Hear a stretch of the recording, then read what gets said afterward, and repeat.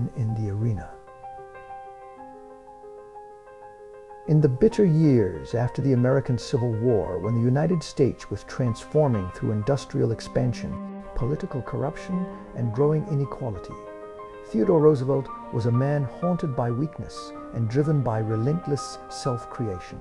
As a sickly child suffering from severe asthma attacks that left him gasping for air in the middle of the night, Roosevelt developed an obsession with strength, courage, and endurance. By the time he became president, he had already endured devastating personal tragedy. On the very same day in 1884, both his mother and his young wife died inside the same house within hours of each other. Grief shattered him. He abandoned politics temporarily and disappeared into the harsh Dakota Badlands, where he lived among cattlemen and outlaws, trying to rebuild himself through hardship.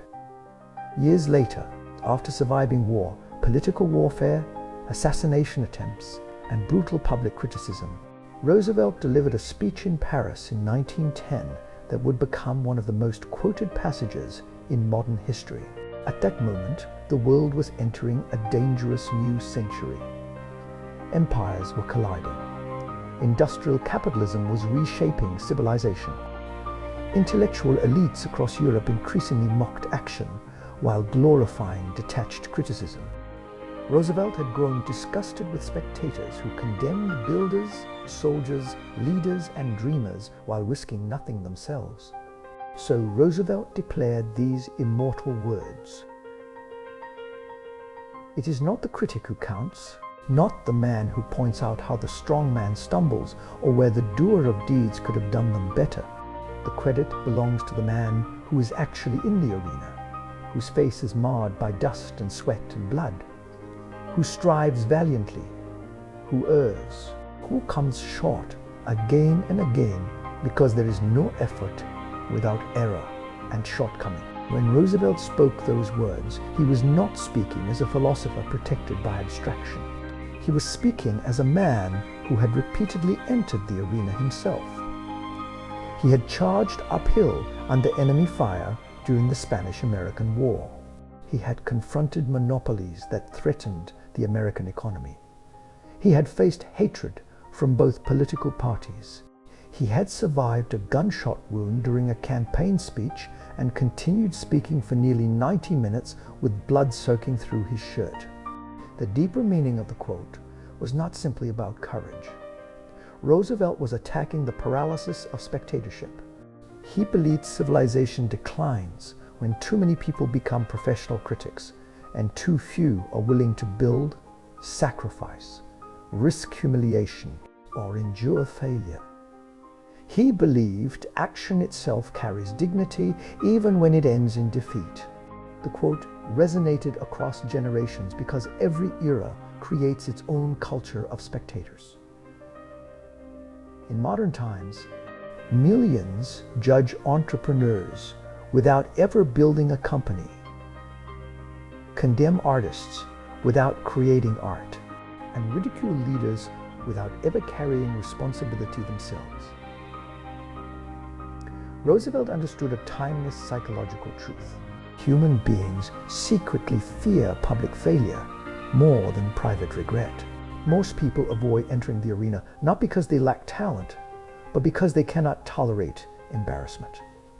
Roosevelt's words transformed that fear into honor.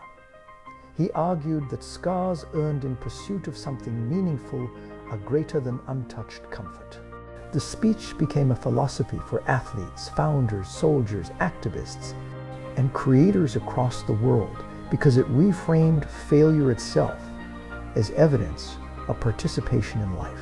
What made Roosevelt persuasive was that his own existence embodied contradiction. He was intellectual, yet physical, aristocratic, yet rugged, scholarly, yet violent when necessary.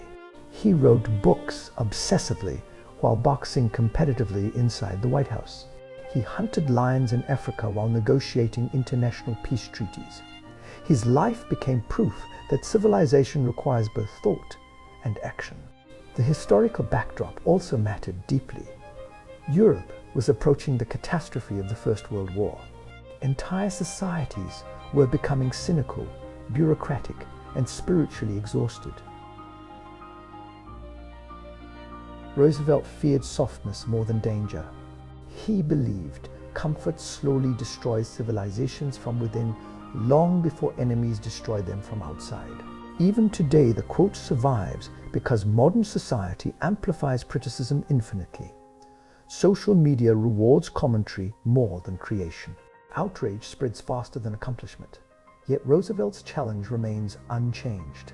The world still belongs ultimately to those willing to risk visible failure. The tragedy is that many people spend entire lives avoiding the arena altogether. They wait until they feel perfectly prepared. They avoid judgment. They choose safety. But Roosevelt believed safety purchased through passivity produces spiritual emptiness. Better to fail publicly while pursuing greatness than to slowly decay inside permanent caution. The emotional power of the speech comes from Roosevelt's understanding that courage is not fearlessness. Courage is movement despite fear. Roosevelt himself experienced fear repeatedly throughout his life, but he believed disciplined action could overpower fear through repeated confrontation with hardship. His words also reveal another hidden truth. The arena changes people. Those who endure struggle develop resilience impossible to gain through observation alone. Experience leaves marks on the soul that theory cannot reproduce. Roosevelt respected scars because they represented transformation. The quote endures because it speaks directly to one of humanity's oldest dilemmas. Whether to remain safely among spectators or step into uncertainty where humiliation, pain, and greatness all become possible together. Fortune favors the bold. More than 2,000 years ago, the Roman world was a violent machine powered by conquest, ambition, betrayal, and perpetual uncertainty. Republics collapsed.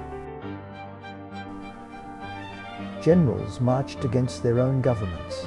Wealth concentrated into the hands of elites, while ordinary citizens struggled beneath military taxation and endless war. In this brutal environment, survival itself often depended on daring action.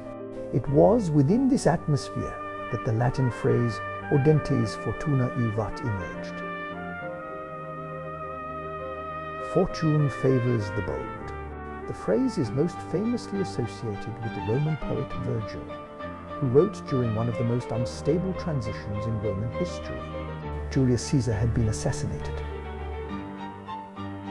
Civil wars erupted across the empire. Friends betrayed friends. Armies loyal to rival strongmen devastated entire regions. Rome itself became psychologically exhausted from decades of chaos. Virgil lived through the terrifying collapse of the Roman Republic and the rise of Augustus Caesar, the first Roman emperor. The old world was dying. Citizens no longer trusted institutions. Political alliances shifted constantly. Public executions and confiscations of property became common tools of power. Virgil himself saw family lands seized during the civil conflicts that followed Caesar's assassination. He experienced directly how fragile security truly was. It was during this period that Virgil composed the Aeneid, an epic designed partly to help Rome psychologically rebuild itself after catastrophe. In the story, the Trojan hero Aeneas escapes the destruction of Troy and journeys through suffering, storms, war, and despair to lay the foundations for what would eventually become Rome. The phrase "fortune favors the bold" appears during moments when characters must act decisively, despite terrifying uncertainty. The line carried enormous weight because Romans admired virtus, a concept combining courage, discipline, endurance, and masculine excellence. To the Roman mind, hesitation often invited destruction. History rewarded commanders who moved first, crossed rivers first, attacked first, gambled first. Yet the phrase was never meant as blind recklessness. Virgil understood deeply that boldness carries enormous cost. Rome itself had been drowned repeatedly in blood because of ambitious men pursuing glory. Instead, the phrase suggested something more psychologically profound. Fortune rarely reveals itself to passive observers. Opportunity emerges only after commitment. This idea became embedded into Western civilization because history repeatedly seemed to validate it. Julius Caesar crossing the Rubicon, Hannibal crossing the Alps, Alexander charging into Persia, explorers sailing into unknown oceans, inventors risking ridicule, revolutionaries confronting empires. Again and again, history appeared shaped by individuals willing to act before certainty existed. But Virgil's own life gave the phrase tragic undertones. He was not a warrior himself. He was a sensitive intellectual navigating dangerous political realities where saying the wrong thing could destroy a person completely. He understood fear intimately. He understood compromise. He understood the exhaustion of living through national collapse. The phrase, therefore, was not merely motivational rhetoric. It was survival wisdom for unstable times. During eras when institutions fracture and the future becomes uncertain, excessive caution can become fatal. Entire civilizations sometimes perish because leaders become too timid to confront gathering danger. As centuries passed, the phrase evolved beyond military life into entrepreneurship, exploration, science, and personal ambition. Renaissance explorers carried similar thinking into voyages across unmapped oceans. Industrialists invoked it while building railroads and factories. Immigrants crossing continents embodied it through action rather than speech. The quote survives because it captures a disturbing truth about human existence. Most transformative moments occur before guarantees appear. The entrepreneur launches before knowing success is possible. The artist creates before recognition exists. The dissident speaks before safety is assured. Courage often requires movement through uncertainty without emotional permission from the world. At the same time, the phrase reveals humanity's eternal tension between caution and ambition. Every generation produces individuals who remain trapped, waiting for perfect conditions. Yet history rarely pauses long enough for certainty. Fortune, in the Roman sense, was not merely luck. Fortuna was imagined almost like a living force, unpredictable and constantly shifting like weather. The bold were favored not because the universe guaranteed victory, but because only bold action positioned someone where opportunity might appear. The Roman world itself constantly reinforced this lesson. A poor soldier could rise into power through battlefield bravery. A political outsider could become consul through daring alliances. Entire destinies could pivot overnight because someone seized a fleeting opening while others hesitated. Virgil also understood something psychologically timeless. Boldness transforms the individual even before outcomes are known. Action changes identity. The moment someone commits fully despite fear, they begin becoming a different person. The Romans admired this transformation because they believed greatness was forged through confrontation with danger rather than avoidance of it. Yet there is another darker layer hidden beneath the quote. Fortune may favor the bold, but it also destroys them spectacularly. Roman history overflowed with failed gambles, ruined generals, assassinated reformers, and shattered dreamers. Virgil knew this.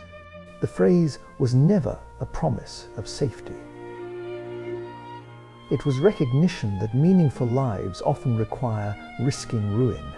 This is why the line still resonates in modern society. Technological revolutions, economic disruptions, political instability, and cultural upheaval recreate conditions psychologically similar to ancient Rome. People sense that waiting too long can become its own form of failure. The world changes rapidly around the hesitant. The phrase also speaks to an uncomfortable reality about human memory. History remembers those who attempted difficult things, not those who remained permanently cautious. Even failed ambition often leaves deeper marks upon civilization than quiet preservation. Virgil lived in a civilization haunted by collapse, yet obsessed with destiny. His words endure because they offer a framework for confronting uncertainty itself, not with guarantees, not with optimism, but with movement. In the end, fortune favors the bold because life itself favors participation over paralysis. The future belongs disproportionately to those willing to enter uncertainty before reassurance arrives. The only thing we have to fear is fear itself. In 1933, the United States stood psychologically broken. The Great Depression had shattered confidence across every layer of society. Banks collapsed overnight. Farmers lost their land after generations of labor. Factories closed. Families wandered from town to town, searching for food and work. Millions of men who had once believed deeply in the promise of American prosperity suddenly found themselves unemployed, humiliated, and unable to provide for their children. Entire cities carried an atmosphere of exhaustion and quiet panic. Bread lines stretched for blocks. Suicide rates climbed. People hid financial ruin from neighbors because shame itself became unbearable. The collapse was not merely economic, it was spiritual. Americans had begun losing faith in the future. Franklin Delano Roosevelt entered the presidency during this national despair. Yet Roosevelt himself carried private suffering hidden beneath his public confidence.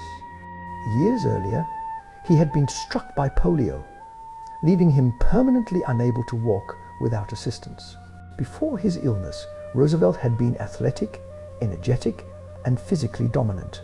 Polio transformed him overnight into a man confronting weakness, dependency, and public doubt about his capabilities. For years, he trained obsessively to conceal the full extent of his paralysis. He learned how to stand using braces and support structures. He practiced appearing strong before crowds, despite constant physical struggle. Roosevelt understood humiliation intimately because he had experienced firsthand the terror of losing control over one's own body. When he arrived in Washington to take office, the financial system itself was collapsing in real time. Citizens rushed banks in panic, withdrawing savings before institutions failed entirely. Fear spread faster than economic facts. Roosevelt recognized something critical. The nation's greatest threat was no longer simply poverty. It was mass psychological paralysis. So, during his inaugural address on March 4, 1933, Roosevelt spoke the words that would define an era. The only thing we have to fear is fear itself. Nameless, unreasoning, unjustified terror which paralyzes needed efforts to convert retreat into advance. The line became legendary because Roosevelt diagnosed fear not merely as an emotion, but as a contagious social force capable of destroying civilizations from within. People stopped investing because they feared loss. Banks failed because citizens feared collapse. Governments froze because leaders feared backlash. Fear itself amplified disaster until perception became reality. Roosevelt's genius lay in understanding that morale could become economic infrastructure. Confidence mattered materially. If enough people surrendered psychologically, recovery became impossible, regardless of policy. The timing of the speech was extraordinary. America was exhausted by years of hopelessness. Yet Roosevelt's voice projected calm authority during a moment when citizens desperately needed emotional stabilization. Radio technology amplified the effect. Millions heard him directly inside their homes, creating a feeling of intimate national reassurance. But Roosevelt's statement was not naive optimism. He fully understood the scale of suffering surrounding him. He knew hunger was real. Unemployment was real. Financial collapse was real. What he attacked was the secondary layer of panic that multiplies crises beyond their original dimensions. His own life reinforced the credibility of the message. Roosevelt had confronted fear privately for years after polio shattered his physical identity. Many believed his political career was finished forever. He could have retreated permanently into bitterness or self-pity. Instead, his suffering deepened his emotional understanding of resilience. The quote also reflected a larger transformation in leadership during the 20th century. Earlier political leaders often projected distant aristocratic authority. Roosevelt instead mastered emotional communication. He understood modern mass society required leaders capable of managing collective psychology itself. The Great Depression was one of history's clearest demonstrations that human systems run partly on belief. Banks function because people trust them. Markets function because investors believe in tomorrow. Democracies function because citizens retain faith in institutions. Once fear corrodes belief, collapse accelerates rapidly. Roosevelt therefore reframed courage as social responsibility. Individuals had to resist panic not merely for themselves, but because fear spreads collectively.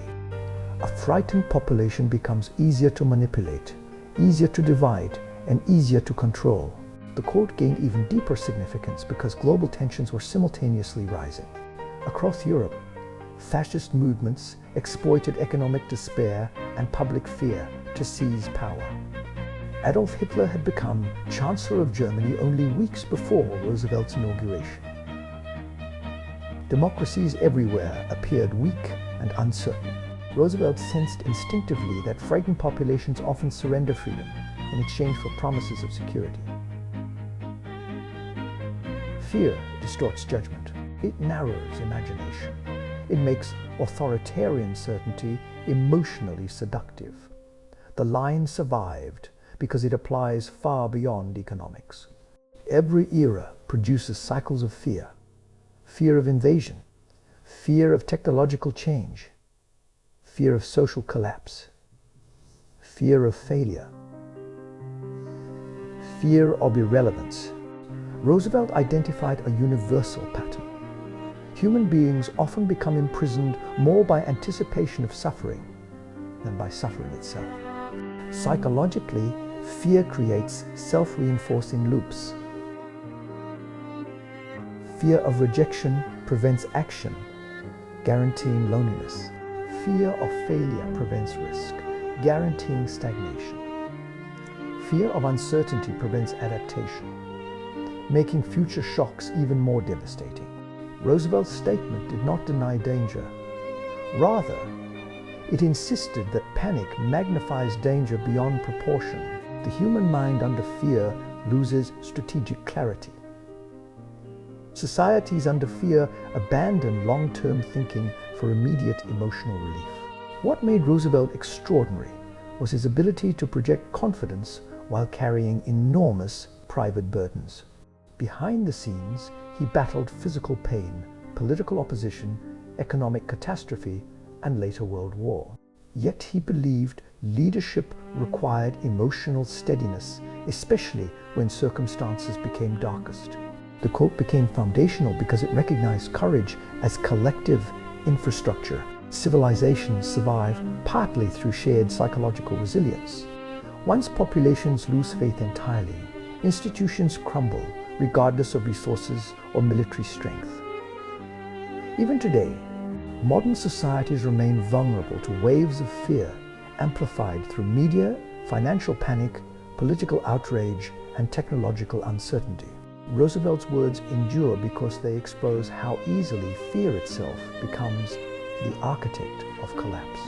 At its core, the quote reminds humanity that terror often seeks obedience before destruction. The first battle is always psychological. Those who master fear gain power over circumstances. Those consumed by fear become controlled by them. I think, therefore I am.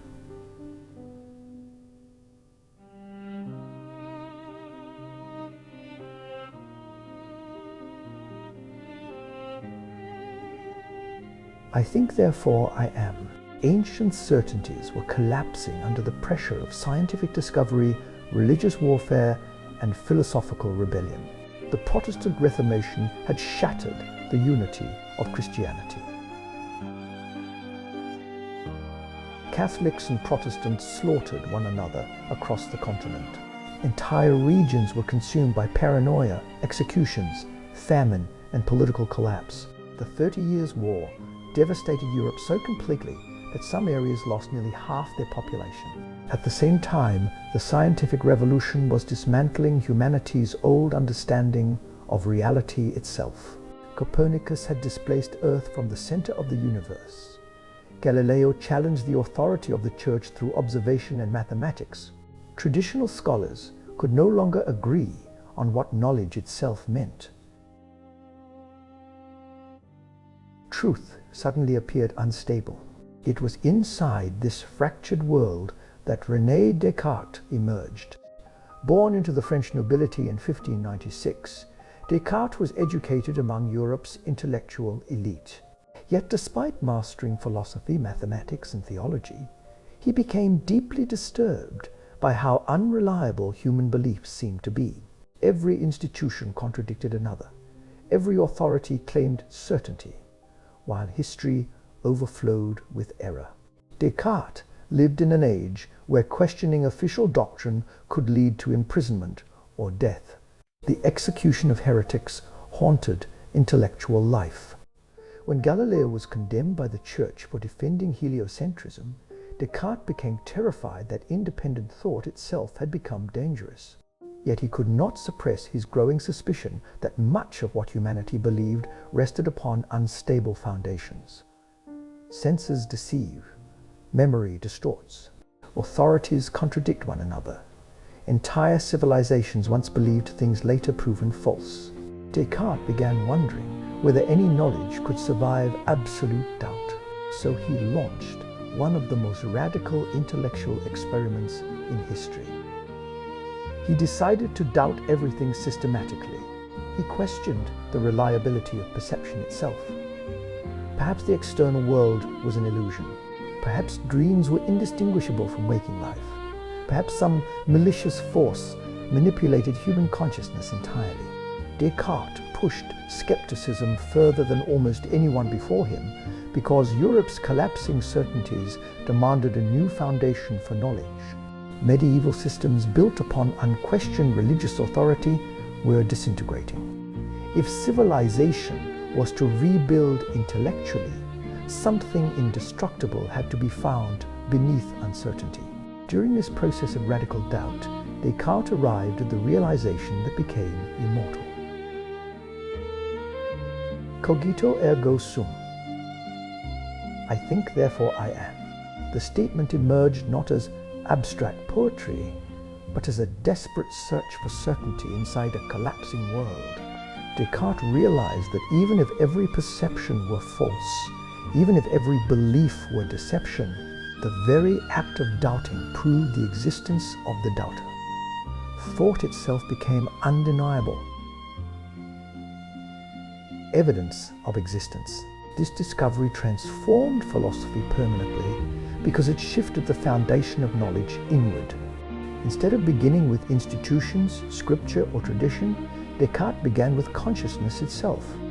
The emotional force of the quote is often misunderstood today because modern audiences encounter it as a classroom slogan, detached from historical terror. But for Descartes, this insight represented survival amid intellectual disintegration. He was searching for something no war, church, king, or ideology could erase. His life reflected the instability surrounding him. Descartes moved constantly across Europe, seeking privacy and safety for his work. He distrusted crowds and preferred isolation. He feared persecution, yet remained obsessed with pursuing truth beyond inherited assumptions.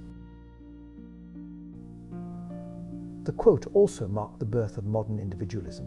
Before Descartes, identity often derived primarily from religion, family, kingdom, or social hierarchy.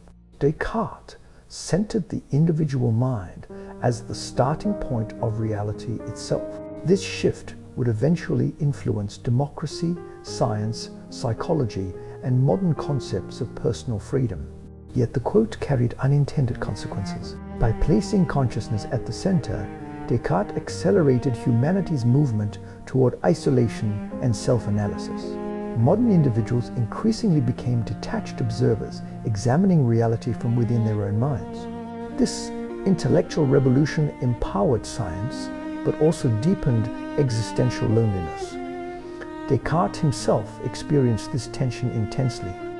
He sought certainty through reason, yet his methods stripped away comforting assumptions layer by layer. His philosophy exposed how fragile human confidence truly was.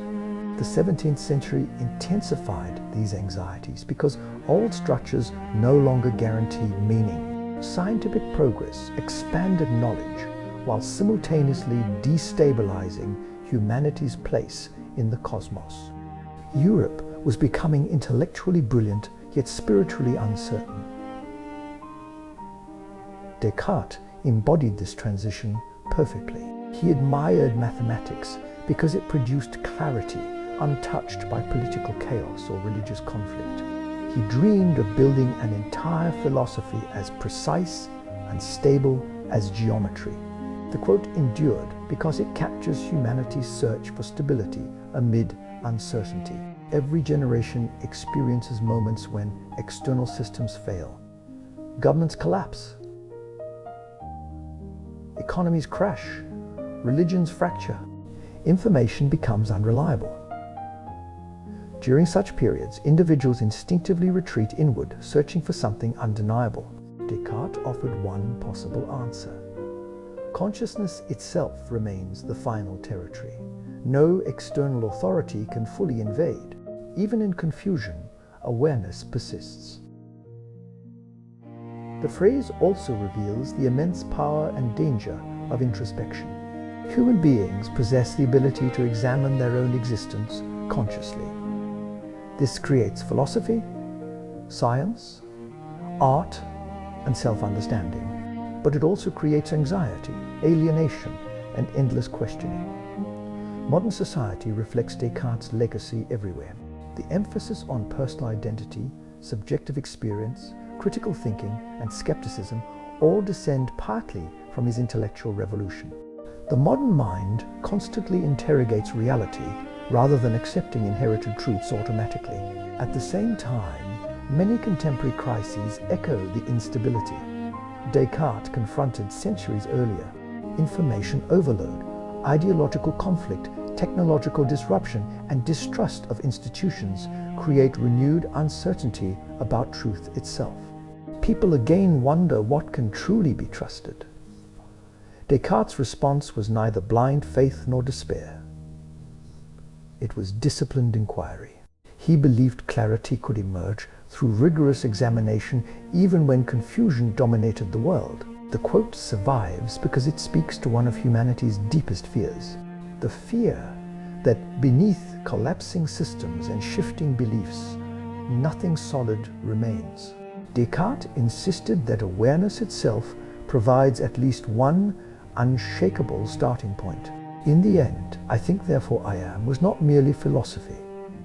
It was an act of resistance against chaos, a declaration that even when the world becomes uncertain beyond recognition, the conscious mind still bears witness to its own existence. He who has a why to live can bear almost any.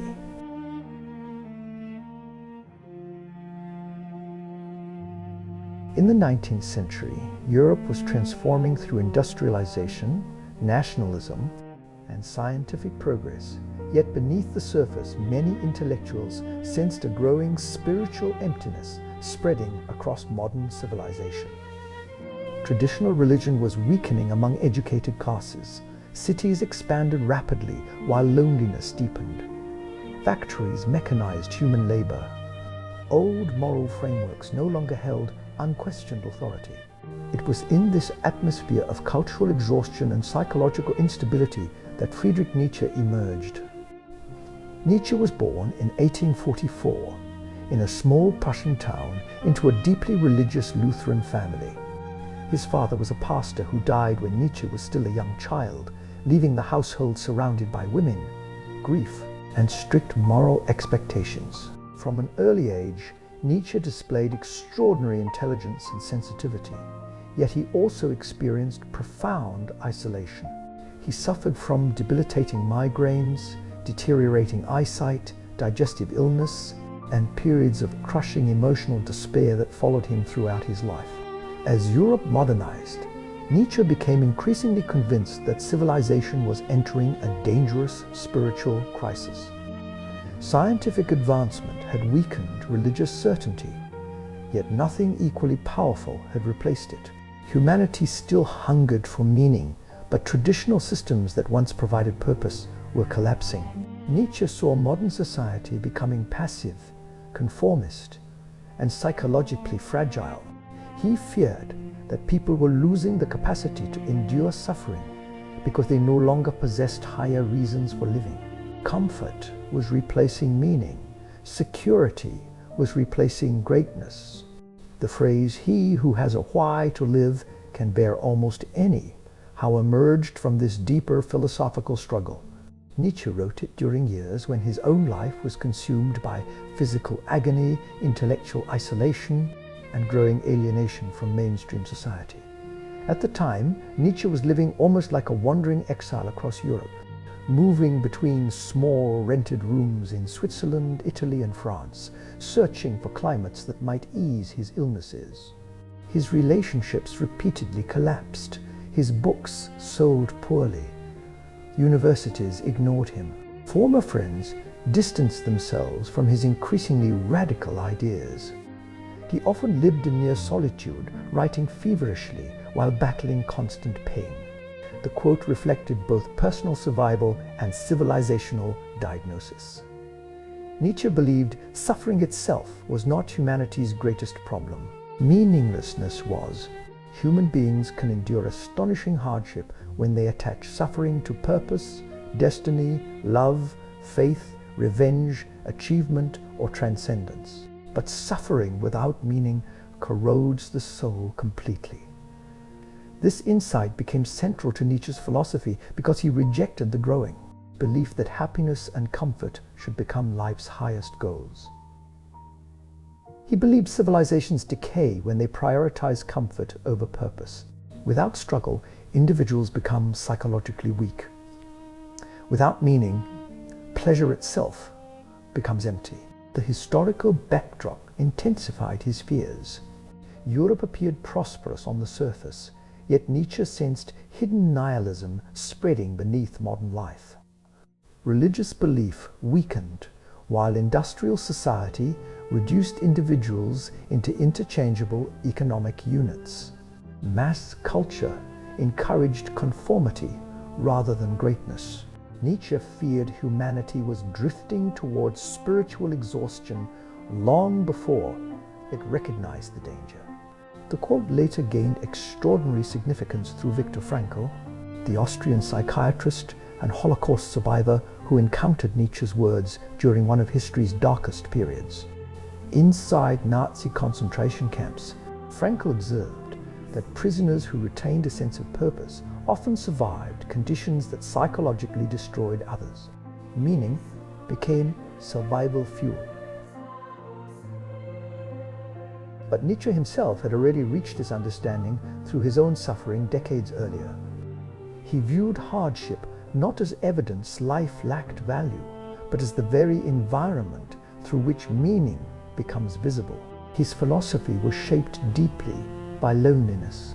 Nietzsche existed intellectually ahead of his era in ways that isolated him from nearly everyone around him. He attacked Christianity, nationalism, herd mentality, and conventional morality at a time when such criticism carried enormous social consequences. He understood what it meant to stand psychologically alone. The quote, therefore, was not motivational optimism. It was existential realism. Nietzsche recognized that life inevitably contains pain, uncertainty, loss, aging, rejection, and death. The real question was whether individuals possessed reasons powerful enough to justify continuing despite these realities. He also believed modern societies increasingly distract people from confronting this question directly. Entertainment, consumption, routine, and ideology often function as escape mechanisms, preventing individuals from facing existential emptiness honestly. Nietzsche feared the rise of what he called the last man, a comfortable, passive human being seeking only safety, pleasure, and minimal discomfort. Such people avoid suffering at all costs, yet in doing so, they also avoid greatness, transformation, and depth. The quote survives because it reveals a timeless psychological truth. Human endurance depends less on external conditions than internal meaning. Two individuals may suffer equally while responding completely differently depending on whether suffering feels purposeful or meaningless. This principle appears repeatedly throughout history. Soldiers survive brutal wars for loyalty and brotherhood. Parents endure sacrifice for children. Revolutionaries survive prison for ideals. Explorers endure isolation for discovery. Meaning reorganizes human tolerance for hardship. Nietzsche's own life ended tragically. After years of mental and physical decline, he collapsed psychologically in 1889 and never fully recovered. The final decade of his life unfolded in silence and madness under the care of family members. Yet even this tragedy intensified the haunting power of his philosophy. Nietzsche spent his life wrestling with suffering directly rather than escaping into illusion. He believed humanity becomes stronger by confronting reality honestly, even when truth proves painful. Modern society continues struggling with the crisis Nietzsche predicted. Material abundance has increased in many parts of the world, yet depression, anxiety, loneliness, and existential confusion remain widespread. Technological convenience has not automatically produced meaning. The quote endures because it confronts one of humanity's deepest realities. People do not merely need survival. They need reasons for survival. Without purpose, even comfort becomes unbearable. With purpose, even suffering can become transformative. Nietzsche understood that meaning acts almost like psychological gravity. It organizes chaos, stabilizes identity, and allows individuals to endure storms that would otherwise destroy them completely. In the end, the quote remains powerful because it transforms suffering from meaningless punishment into potential fuel for transcendence. The question is never whether life contains hardship. The question is whether one possesses a why powerful enough to walk through it. He who has a why to live can bear almost any how.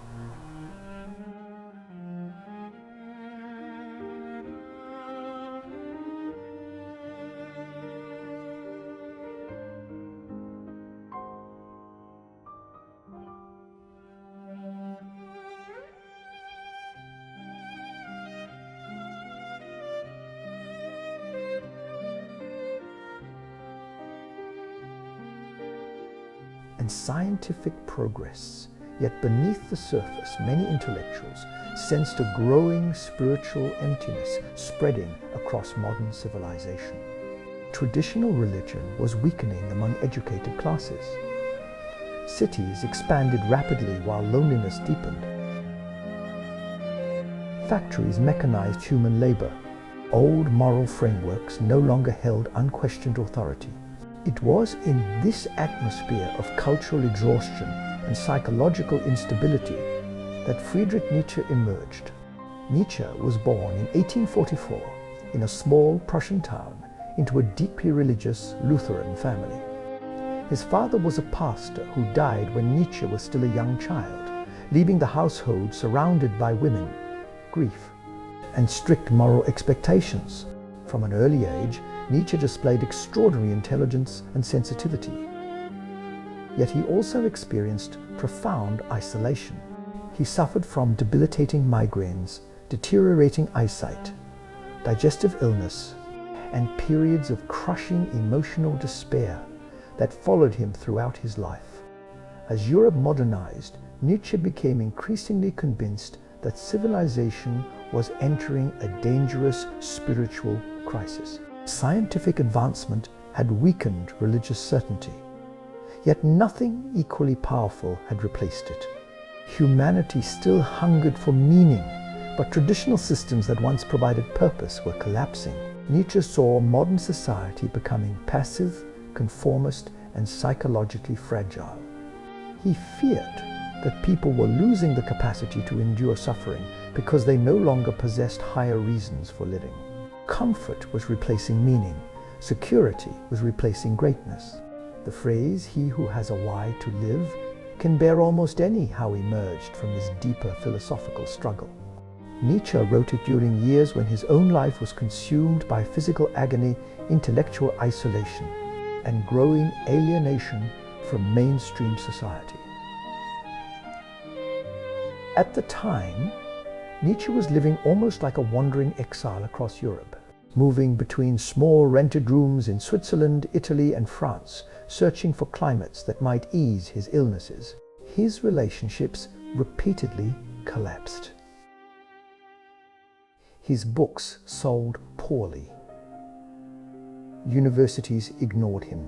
Former friends distanced themselves from his increasingly radical ideas.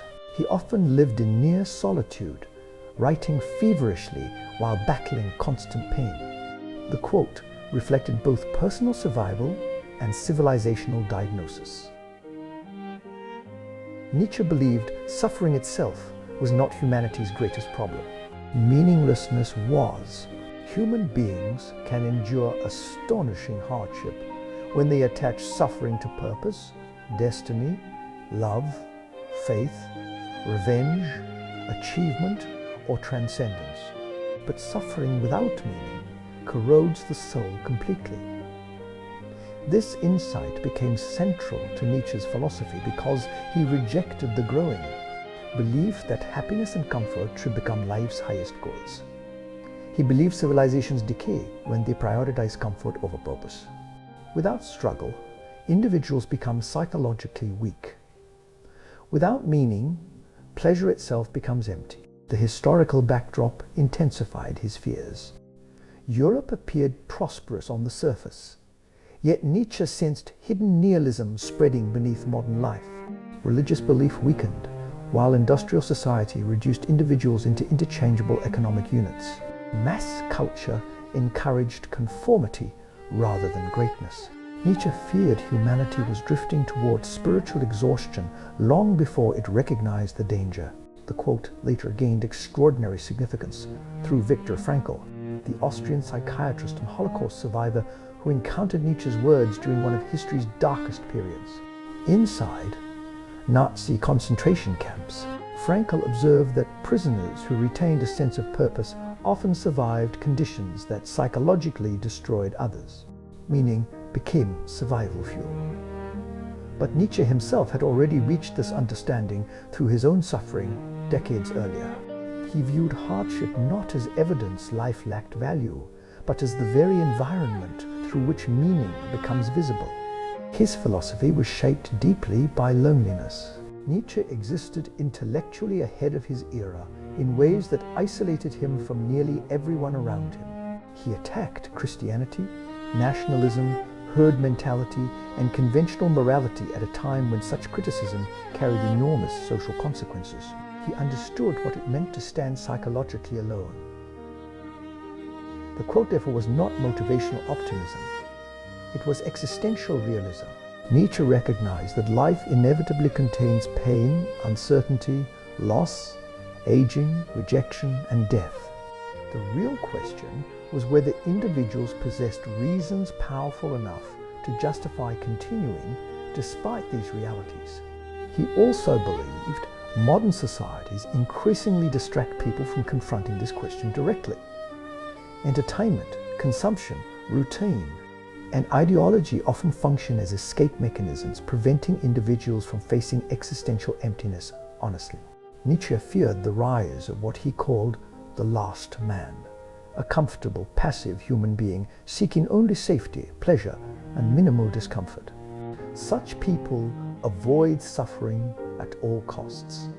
Yet in doing so, they also avoid greatness, transformation, and depth. The quote survives because it reveals a timeless psychological truth. Human endurance depends less on external conditions than internal meaning. Two individuals may suffer equally while responding completely differently depending on whether suffering feels purposeful or meaningless. This principle appears repeatedly throughout history. Soldiers survive brutal wars for loyalty and brotherhood. Parents endure sacrifice for children. Revolutionaries survive prison for ideals. Explorers endure isolation for discovery. Meaning reorganizes human tolerance for hardship. Nietzsche's own life ended tragically. After years of mental and physical decline, he collapsed psychologically in 1889 and never fully recovered. The final decade of his life unfolded in silence and madness under the care of family members. Yet even this tragedy intensified the haunting power of his philosophy. Nietzsche spent his life wrestling with suffering directly, rather than escaping into illusion. He believed humanity becomes stronger by confronting reality honestly, even when truth proves painful. Modern society continues struggling with the crisis Nietzsche predicted. Material abundance has increased in many parts of the world, yet depression, anxiety, loneliness, and existential confusion remain widespread. Technological convenience has not automatically produced meaning. The quote endures because it confronts one of humanity's deepest realities. People do not merely need survival, they need reasons for survival. Without purpose, even comfort becomes unbearable. With purpose, even suffering can become transformative. Nietzsche understood that meaning acts almost like psychological gravity. It organizes chaos, stabilizes identity, and allows individuals to endure storms that would otherwise destroy them completely. In the end, the quote remains powerful because it transforms suffering from meaningless punishment into potential fuel for transcendence. The question is never whether life contains hardship. The question is whether one possesses a why powerful enough to walk through it. Power tends to corrupt and absolute. Power corrupts absolutely. In 19th century Britain, the world's largest empire stretched across continents. The British Empire controlled vast territories, commanded global trade routes, and projected military power into nearly every corner of the earth. Yet, beneath the confidence of imperial expansion, intellectuals and historians increasingly worried about a darker question. What happens to human beings once they gain enormous power without restraint? The man who gave the world its most enduring warning about this danger was John Emmerich Edward Dalberg Acton, known simply as Lord Acton. Born in 1834 into an aristocratic Catholic family, Acton grew up during an era when Europe was still haunted by the legacy of revolutions, dictatorships, and religious persecution. Monarchies rose and fell violently. Nationalist movements destabilized old empires. Political leaders repeatedly justified repression in the name of order and progress. Acton himself occupied a strange position within British society.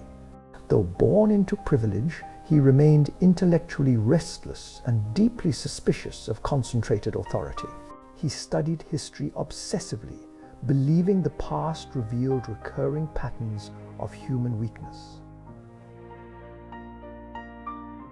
Again and again he observed the same phenomenon. Individuals who initially appeared moral, visionary, or even heroic often transformed once unchecked power insulated them from consequences. The famous line power tends to corrupt and absolute power corrupts absolutely emerged in 1887 during a letter. Acton wrote criticizing historians who excuse the crimes of powerful religious leaders and monarchs simply because of their status. At the time, the Catholic Church itself was struggling through immense political tension after declaring papal infallibility, a doctrine asserting the Pope could speak without error on matters of faith under specific conditions. Acton was alarmed by this expansion of unquestionable authority. He believed no human institution or individual should become immune from moral scrutiny. His study of history convinced him that power systematically distorts judgment.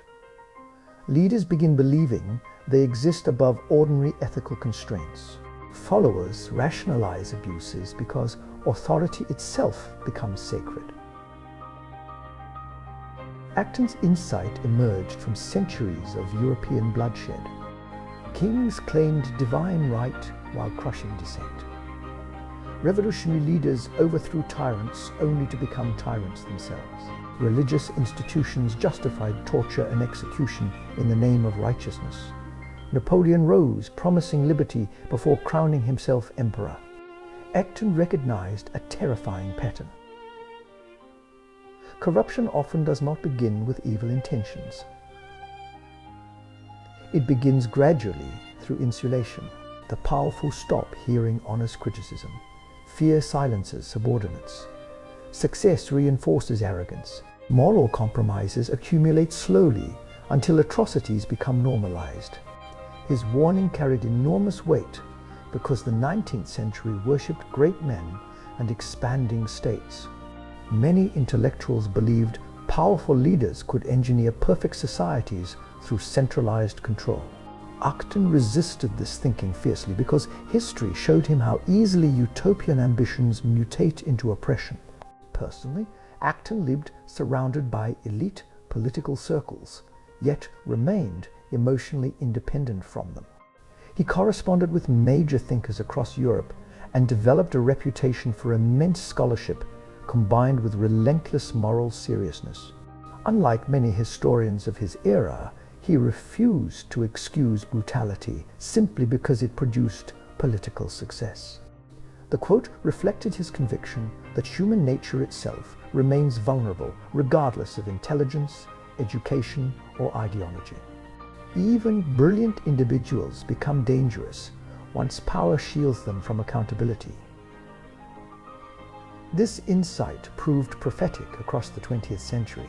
Totalitarian regimes emerged claiming to create equality, national rebirth, or historical destiny. Stalin, Hitler, Mao, and countless dictators concentrated authority around themselves until entire populations became trapped inside systems of fear. Millions died because leaders convinced themselves their power justified unlimited control. Yet Acton's warning extends beyond dictatorships. He understood corruption appears in corporations, religious institutions, governments, universities, revolutionary movements, and even families. Wherever authority escapes scrutiny, distortion begins. The psychological dimension of the quote remains especially important. Power changes perception itself.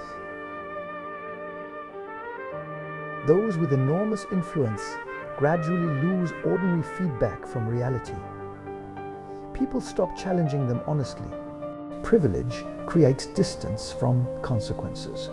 Over time, leaders may begin viewing themselves not as servants of systems, but as embodiments of destiny or necessity. Acton feared this transformation because history repeatedly demonstrated how ordinary moral boundaries dissolve once individuals believe themselves exceptional. Crimes become rationalized as temporary necessities. Opponents become dehumanized. Dissent becomes betrayal.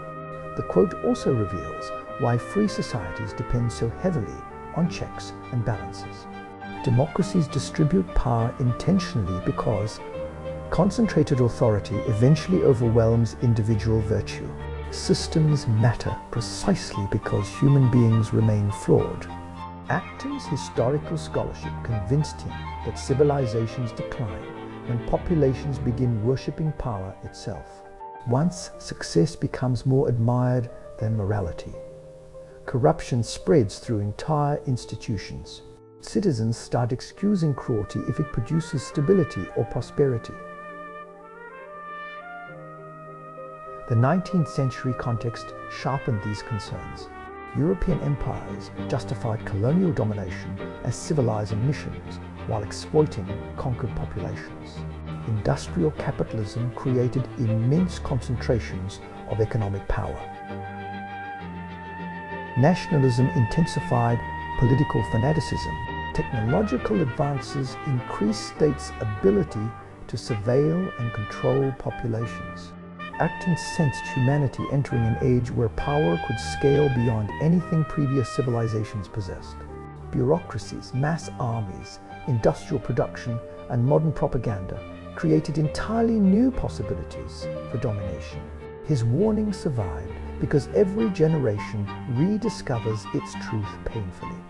Leaders initially praised as saviors often become increasingly authoritarian once insulated by loyalty and fear. Institutions promising justice sometimes become oppressive once accountability weakens. The quote remains unsettling because it rejects comforting assumptions about human goodness. Acton argued that virtue alone cannot safely manage unlimited authority. Even admirable individuals become vulnerable to corruption under certain conditions. Modern technology has intensified these dangers dramatically. Governments and corporations now possess surveillance capabilities, data control, financial influence, and psychological manipulation tools unimaginable in Acton's lifetime. The temptation towards centralized control remains permanent. At the same time, the quote speaks personally to ordinary life as well. Small forms of power reveal character continuously. Authority within workplaces, relationships, communities, and organizations can either cultivate responsibility or awaken domination. Acton believed moral courage requires judging power by the same standards applied to everyone else.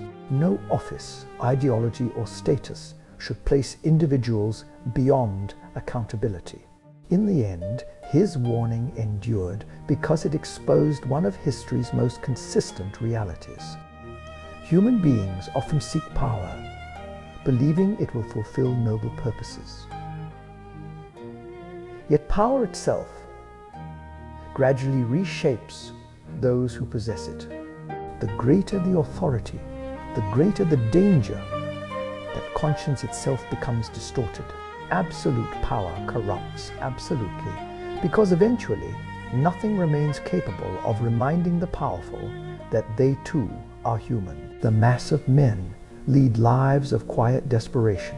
In the middle of the 19th century, the United States was expanding rapidly across the continent. Railroads stretched through forests and plains. Factories multiplied. Cities grew noisier and more crowded every year. Industrial capitalism accelerated relentlessly, promising prosperity and progress. Yet beneath the optimism of American expansion, some observers sensed a deep spiritual emptiness emerging inside ordinary life. One of those observers was Henry David Thoreau. The nation celebrated productivity, commerce, and social ambition. Respectability increasingly depended on career advancement, property ownership, and conformity to social expectations. But Thoreau found much of this civilization psychologically suffocating. He watched people exhaust themselves pursuing wealth and status while remaining internally unfulfilled. Men spent decades trapped in occupations they hated simply to maintain appearances. families, accumulated possessions that soon began controlling them in return. Entire lives disappeared into routines, disconnected from deeper meaning. Thoreau himself resisted these pressures intensely. Though educated at Harvard, he refused conventional career paths.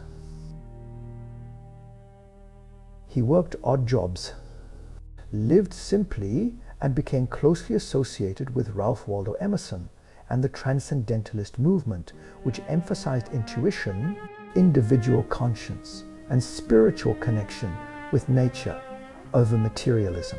In 1845, Thoreau made the decision that would define his legacy. He moved into a small cabin near Walden Pond, living alone in deliberate simplicity for more than 2 years. He wanted to strip life down to its essentials and discover whether modern civilization was actually improving human existence or merely distracting people from confronting themselves. Honestly, it was during this broader philosophical exploration that he wrote the haunting line, "The mass of men lead lives of quiet desperation." The phrase emerged not from abstract theory, but from direct observation of the society surrounding him.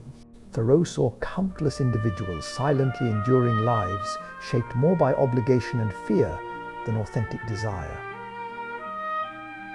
They worked endlessly, followed social expectations mechanically, and buried dissatisfaction beneath routine because they feared uncertainty more than unhappiness. The word quiet mattered profoundly. Thoreau recognized that most despair does not appear dramatically. It hides beneath ordinary schedules, polite conversations, stable careers, and socially acceptable lives.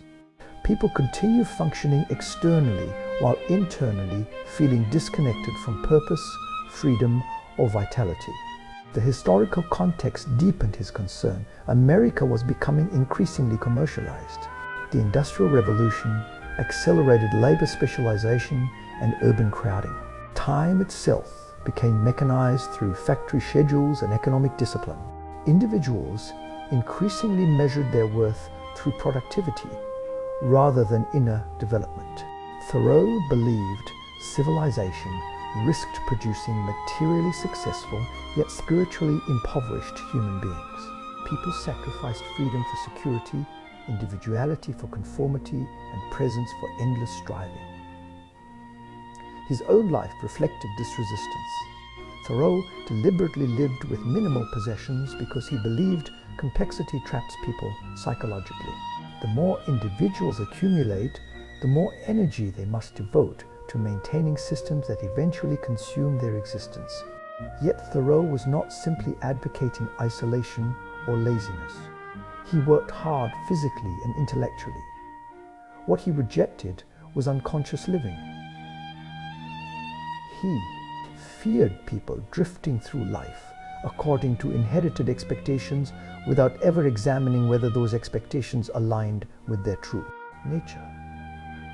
The quote also revealed Thoreau's understanding of loneliness inside modern society. Even surrounded by crowds, many individuals remain emotionally isolated because they suppress authentic thoughts and desires in order to fit social norms. Civilization creates immense connectivity while simultaneously deepening alienation.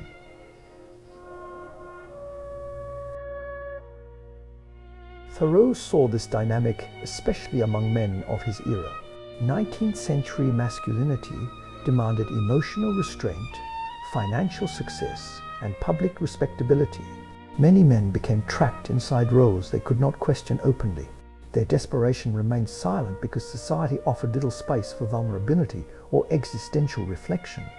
The line survived because industrial modernity intensified rather than resolved these tensions.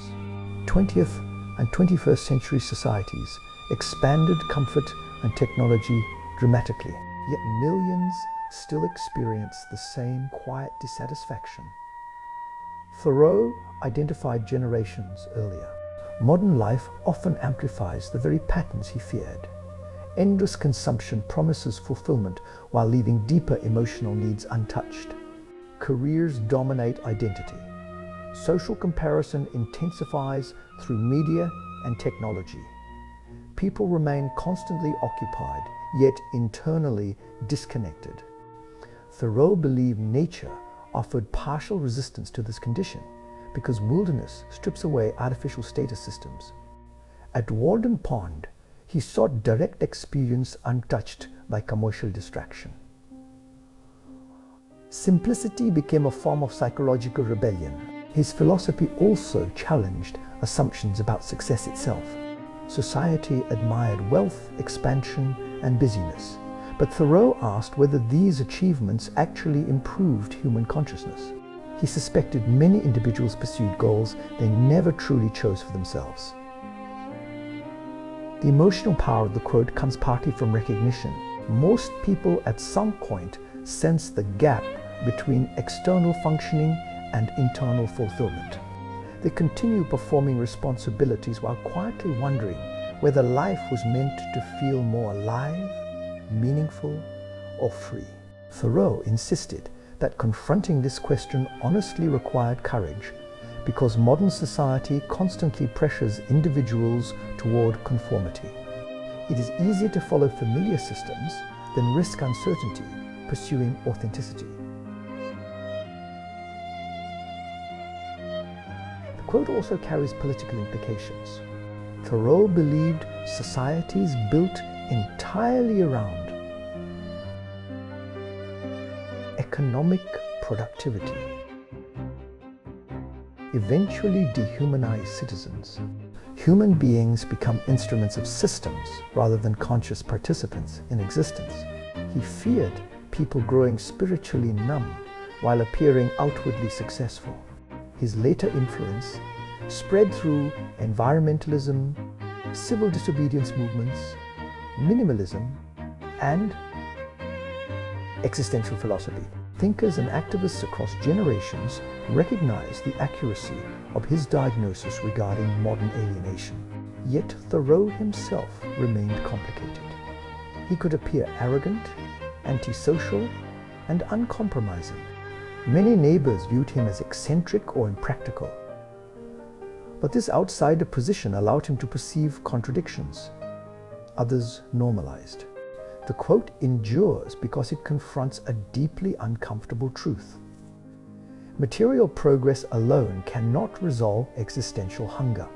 Human beings require meaning, freedom, connection, and conscious engagement with life itself.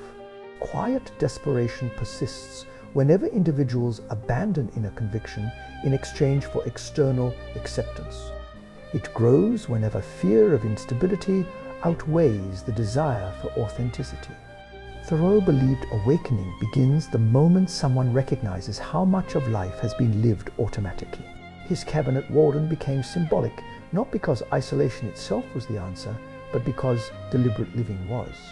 In the end, the mass of men lead lives of quiet desperation.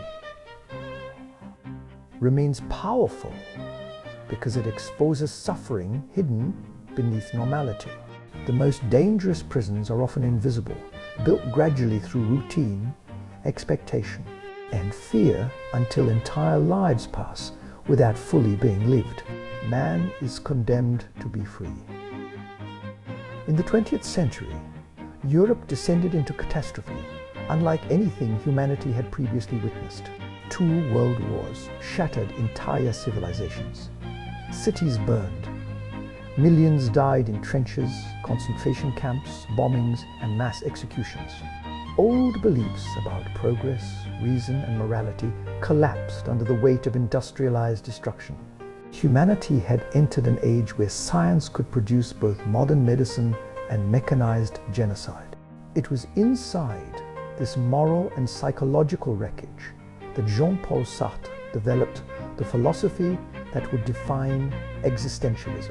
Born in 1905 in Paris, Sartre grew up during a period when European intellectuals increasingly questioned whether traditional systems of meaning could survive modern reality. Religion weakened. Political ideologies radicalized. Technology transformed warfare into mass slaughter. Human beings seemed capable of extraordinary creativity and unimaginable cruelty simultaneously. Sartre's own life unfolded directly inside this turmoil. During the Second World War, France collapsed under Nazi invasion with shocking speed. The German occupation humiliated the nation. Citizens faced censorship, surveillance, imprisonment, torture, and collaboration. Resistance fighters disappeared into prisons or execution grounds. Everyday life became morally unstable. Ordinary people suddenly confronted impossible choices involving loyalty, survival, resistance, and betrayal. Sartre served briefly as a meteorologist in the French army before being captured by German forces in 1940. He spent months as a prisoner of war before eventually returning to occupied Paris. There, surrounded by fear and uncertainty, he continued writing and developing his philosophy. It was during this broader confrontation with war, oppression, and human responsibility that Sartre declared one of his most unsettling ideas. Man is condemned to be free. The phrase emerged from Sartre's belief that human beings are abandoned into existence without predetermined meaning, divine instruction, or fixed purpose. Unlike objects designed for specific functions, people must create themselves through choices. Freedom is unavoidable because every action, even refusal to act, becomes a decision shaping identity. The word condemned was crucial. Sartre did not view freedom as comforting. He viewed it as terrifying. After witnessing Europe descend into fascism, collaboration, and genocide, Sartre became obsessed with how easily people evade responsibility by hiding behind systems, ideologies, authority, or social roles. Citizens claimed they were merely following orders. Officials blamed institutions. Individuals surrendered moral agency to governments, traditions, or historical forces. Sartre rejected these excuses completely. Even under oppression, he argued, individuals still retain responsibility for choices. Freedom persists even inside prison cells, because human beings always choose how to respond psychologically and morally to circumstances. This philosophy emerged directly from occupied France, where survival often required compromise. Some collaborated with Nazis. Others resisted secretly. Many simply tried to endure quietly. Sartre understood these decisions carried enormous consequences. Yet he insisted people could not escape responsibility by pretending circumstances eliminated choice entirely. The historical context intensified existentialism's emotional force. Europe's old certainties had failed catastrophically. Christian morality had not prevented world war. Enlightenment rationality had not prevented concentration camps. Technological progress had not civilized humanity. Existentialism therefore began not as abstract academic philosophy, but as a response to civilizational collapse. Sartre and other existentialists asked what human freedom and meaning could possibly look like after Auschwitz, Hiroshima, and total war. Sartre believed modern individuals experience anguish because freedom strips away comforting illusions. People want certainty. They want moral instructions guaranteed by religion, society, or ideology. But Sartre argued existence offers no final authority capable of removing personal responsibility. This realization creates anxiety because every choice becomes significant. Human beings constantly define themselves through action. Identity is not discovered fully formed. It is built continuously through decisions made under uncertainty. Sartre's own personality reflected these tensions intensely. He was brilliant, combative, charismatic, and deeply contradictory. He rejected bourgeois social norms while becoming one of France's most famous intellectual celebrities. He advocated freedom relentlessly, yet often defended revolutionary movements that later revealed authoritarian tendencies. These contradictions partly reflected the immense pressures facing 20th century thinkers. Fascism, communism, colonialism, capitalism, and nuclear warfare forced intellectuals into morally complex terrain where certainty itself became dangerous. The phrase survived because it captures the burden hidden inside modern freedom. Earlier societies often imposed rigid identities through religion, class, family, or tradition. Modern individuals possess greater personal autonomy. Yet this freedom also creates existential instability. Without predetermined roles, people must invent meaning themselves. Sartre believed many individuals flee this responsibility through what he called bad faith. They pretend they are trapped entirely by circumstance, personality, or social expectation, because accepting freedom feels overwhelming. A person says, "I had no choice," when in reality, choice remained painful, but possible. The quote also reflects Sartre's understanding that freedom cannot be separated from accountability. Every action contributes not only to personal identity, but also to the kind of world humanity collectively creates. Choices ripple outward socially and politically. Post-war Europe made this painfully visible. Entire populations had participated passively or actively in systems of oppression. Sartre believed pretending ordinary individuals lacked responsibility allowed atrocities to repeat themselves. At the same time, existentialism rejected despair. Sartre insisted meaninglessness does not eliminate purpose. It transfers responsibility for creating purpose onto human beings themselves. Freedom becomes both burden and possibility. This philosophy resonated deeply after the war because millions struggled to rebuild identity amid ruins. Traditional beliefs no longer felt stable. People sought frameworks capable of confronting suffering honestly without relying on comforting illusions. Modern society continues experiencing the anxieties Sartre identified. Individuals possess unprecedented personal freedom regarding careers, relationships, beliefs, and lifestyles, yet many feel paralyzed by endless choice and uncertain identity. Freedom without guidance can become psychologically exhausting. Sartre understood this tension intimately. Human beings desire autonomy while simultaneously fearing its consequences. Absolute freedom means there is no final authority to blame for one's life. The quote remains disturbing because it destroys excuses. It insists individuals participate continuously in shaping themselves and the world around them, even under difficult conditions.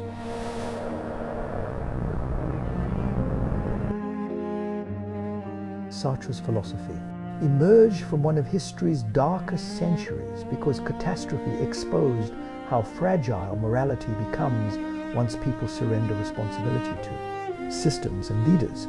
Existentialism demanded that individuals confront freedom directly rather than hide behind obedience or fatalism.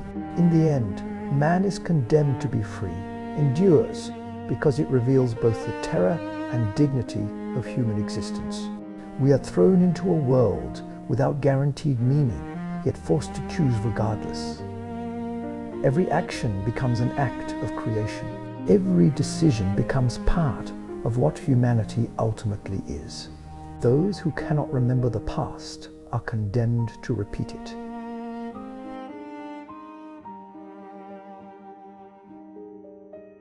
I first, the Wijk your Inden, not Pribel. At the beginning of the 20th century, the modern world appeared intoxicated by progress. Industrial technology transformed transportation, communication, medicine, and warfare at astonishing speed. Empires expanded globally. Cities exploded with innovation and wealth. Many intellectuals believed humanity had entered an age where science and rationality would permanently elevate civilization beyond the brutal cycles of earlier history. Yet beneath this confidence, one philosopher looked backward with growing alarm. George Santayana was born in Spain in 1863, before eventually moving to the United States, where he became one of the most influential philosophers and cultural critics of his era. He lived through a period when modern societies increasingly worshipped novelty while forgetting the deeper psychological patterns driving human behavior across centuries. Santayana himself existed between worlds. He was European by birth and temperament, yet intellectually shaped by American academic life. He observed modern civilization with a detached, almost melancholic perspective, sensing that beneath technological advancement, human nature remained fundamentally unchanged. The famous line, "Those who cannot remember the past are condemned to repeat it," appeared in 1905 in his work, The Life of Reason. At the time, Europe was accelerating toward the catastrophes of the 20th century without fully recognizing the danger. Nationalism intensified across the continent. Militaries expanded rapidly. Colonial rivalries deepened. Ideological extremism simmered beneath political systems that appeared stable on the surface. Santayana feared modern societies were becoming historically arrogant. Industrial success convinced many people that civilization had permanently outgrown barbarism. Yet history repeatedly demonstrated how quickly nations descend into violence, fanaticism, and self-destruction once collective memory fades. His warning emerged from careful observation of recurring patterns. Empires rise believing themselves exceptional. Prosperous societies become complacent. Political factions dehumanize opponents.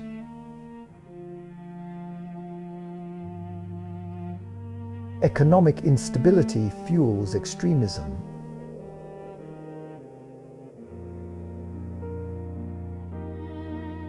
Fear spreads.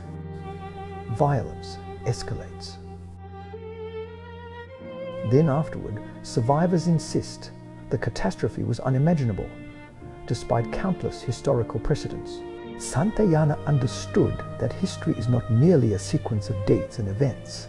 It is accumulated human experience revealing persistent tendencies within civilization itself. Forgetting those lessons leaves societies vulnerable to repeating the same psychological mistakes under new conditions.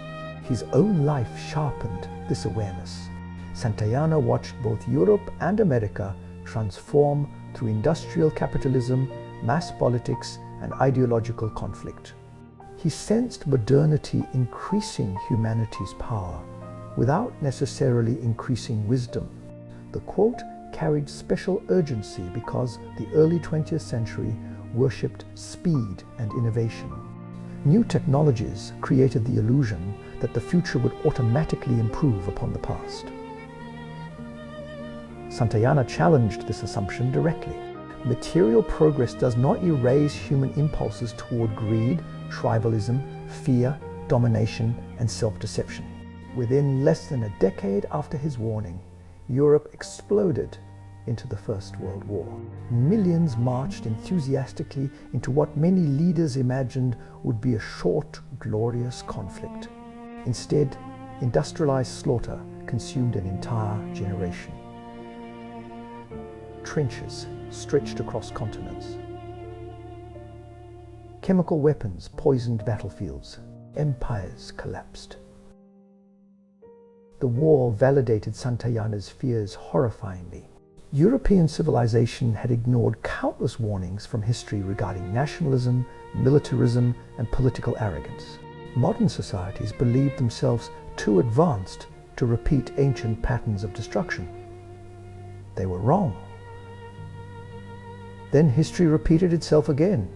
The unresolved trauma of the First World War helped create conditions for fascism, economic collapse, and the Second World War.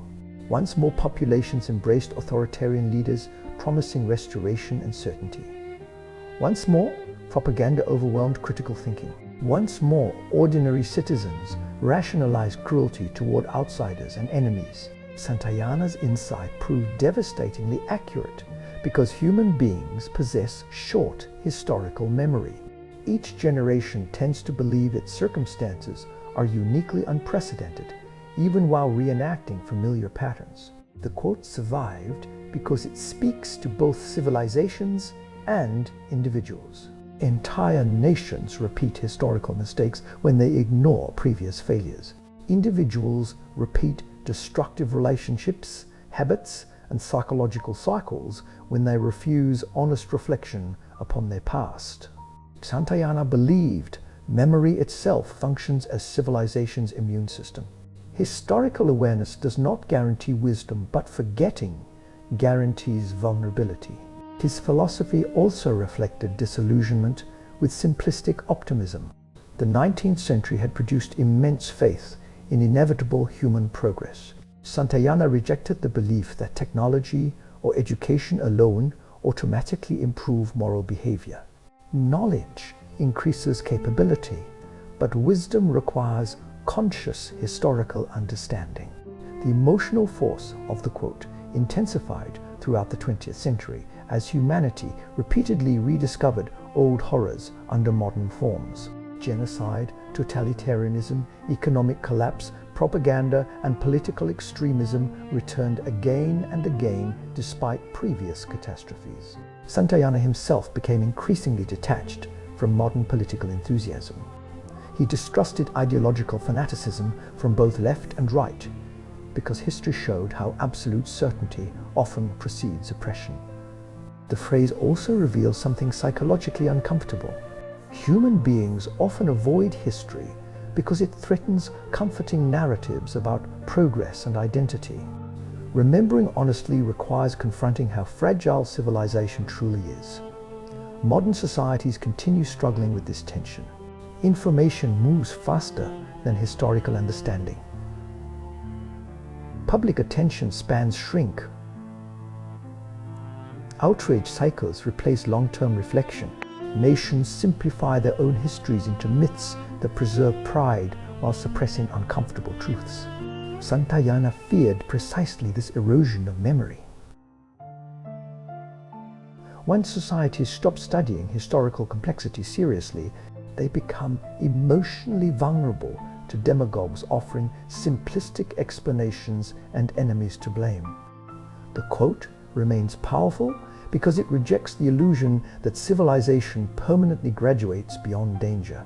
Every generation inherits the same human capacities for compassion and cruelty, wisdom and fanaticism. Historical memory matters because conditions change faster than human psychology does. Technologies evolve rapidly, while ancient fears and ambitions remain remarkably constant. Santayana also understood that remembering the past requires humility. It means accepting that modern people are not automatically wiser than previous generations. Intelligence alone does not prevent catastrophe. Prosperity alone does not secure stability. The warning extends beyond politics into personal existence. Individuals who refuse to examine previous mistakes often recreate them unconsciously. Trauma ignored repeats itself through behavior. Lessons avoided return through consequence. In the end, those who cannot remember the past are condemned to repeat it, endured because it exposed history not as distant information, but as survival knowledge. Civilizations survive partly through memory. Forgetting transforms old disasters into future inevitabilities.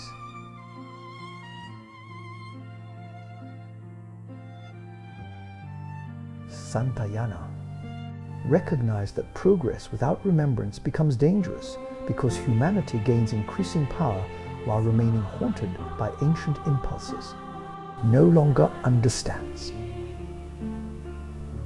Give me liberty or give me death. In the 18th century, the British Empire stood as one of the most powerful forces on earth. Its navy dominated global trade routes. Its colonies stretched across continents. In North America, British rule had created prosperous settlements filled with merchants, farmers, lawyers, craftsmen, and landowners who increasingly viewed themselves not merely as subjects of a distant king, but as a distinct people with their own emerging identity.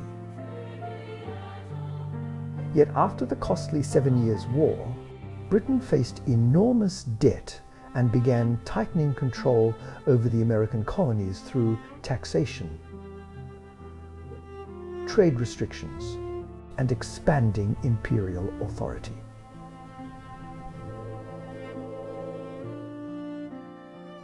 To British officials, these measures seemed practical and necessary. To many colonists, they felt like the beginning of political subjugation. Tension escalated year after year. The Stamp Act, the Townshend Acts, the Boston Massacre, and the Intolerable Acts deepened colonial resentment. British troops occupied cities. Protest movements spread. Pamphlets circulated, accusing the Crown of tyranny. But even as anger grew, many Americans remained deeply divided over whether open rebellion was truly justified. War against the British Empire seemed almost suicidal. Britain possessed the world's strongest military. The colonies lacked unity, resources, and organized command. Many colonists still hoped compromise might preserve peace. It was in this atmosphere of fear, uncertainty, and approaching revolution that Patrick Henry delivered one of history's most electrifying speeches. Henry was born in 1736 in colonial Virginia. Unlike many elite revolutionaries educated through classical European traditions, Henry emerged from a more rugged and self-made background. He struggled early in life as a storekeeper and farmer, before eventually becoming a lawyer known for fiery courtroom speeches and emotional intensity. By the 1770s, Henry had become one of the loudest voices resisting British authority. He viewed compromise increasingly as dangerous illusion. To him, Britain's actions revealed unmistakably that imperial control would continue expanding until colonial self-government disappeared entirely. In March 1775, delegates gathered at the Virginia Convention in Richmond to debate whether the colony should organize military resistance against Britain. Many still hesitated. They feared war's devastation. They hoped diplomacy might succeed. Others dreaded being remembered as traitors if rebellion failed. Henry rose to speak before this anxious assembly. The situation surrounding him was extraordinarily tense. Armed conflict had not yet officially exploded, but violence seemed imminent. British troops were already preparing militarily. Colonial militias quietly organized. Across the room sat men who understood that supporting armed resistance could cost them their property, reputation, families, or lives. Henry's speech shattered hesitation through emotional force. He argued that peaceful petitions had already failed repeatedly. Britain interpreted colonial restraint not as reasonableness, but weakness. Delay would only strengthen imperial control further. Then came the line that echoed across history: "Give me liberty or give me death." The phrase struck listeners with overwhelming intensity because Henry framed the conflict not as a dispute over taxes or trade, but as a struggle over human dignity itself. Better death than life without freedom. The emotional power of the statement came partly from its absolute clarity. Henry understood that revolutionary moments often require moral simplification. Hesitation fractures movements. Fear multiplies uncertainty. By reducing the choice to liberty or death, he forced listeners to confront the stakes psychologically. Yet the line also reflected deeper realities about the 18th century world. Political freedom was fragile historically. Monarchies dominated Europe. Dissenters faced imprisonment or execution. Ordinary people possessed limited rights under aristocratic systems. Henry believed future generations would live either as free citizens or obedient subjects depending on decisions made in that moment. His speech succeeded spectacularly. Virginia accelerated military preparations, helping push the colonies closer toward full revolution. But Henry's declaration also revealed the dangerous romanticism embedded inside revolutionary movements. Throughout history, cries for liberty have inspired extraordinary courage while also unleashing violence, fanaticism, and civil conflict. Revolutions rarely unfold cleanly. Henry himself embodied this contradiction. He passionately defended liberty against imperial authority. Yet, like many founders of his era, he lived within a society built partly upon slavery. The American Revolution proclaimed universal ideals while tolerating profound inequality. This tension would haunt the nation for centuries. Still, the quote endured because it captured something primal about human psychology. There are moments when survival alone no longer feels sufficient. Human beings crave agency, dignity, and self-determination deeply enough to risk death defending them. The historical timing amplified the speech's impact enormously. The Enlightenment had spread revolutionary ideas about natural rights, individual liberty, and government by consent rather than divine monarchy. Across the Atlantic world, people increasingly questioned inherited authority structures. Henry's words transformed abstract philosophy into emotional conviction. Liberty was no longer merely intellectual theory. It became worth dying for. The American Revolution that followed reshaped global history profoundly. Democratic ideals spread gradually across nations. Monarchies weakened. Independence movements emerged worldwide, inspired partly by the colonial rebellion against Britain. Yet the quote's endurance extends beyond nationalism. It speaks to humanity's recurring confrontation with domination itself. Individuals and societies repeatedly face moments where safety conflicts with freedom. Authoritarian systems often promise order and stability in exchange for obedience. Henry rejected that bargain entirely. The line also exposes how fear operates politically. Oppressive systems survive, partly because populations fear the consequences of resistance more than the consequences of submission. Henry sought to reverse this psychology. Submission itself had to become more terrifying than rebellion. The speech resonates especially during periods when people feel freedoms narrowing gradually through surveillance, censorship, corruption, or concentrated power. History repeatedly demonstrates that liberties often erode incrementally, while populations rationalize compromise until resistance becomes difficult. Henry believed delay itself carried danger. Waiting for perfect certainty while freedom disappears is one of history's most common patterns. The quote remains emotionally powerful because it confronts a difficult question. Every generation must answer eventually. What principles justify sacrifice?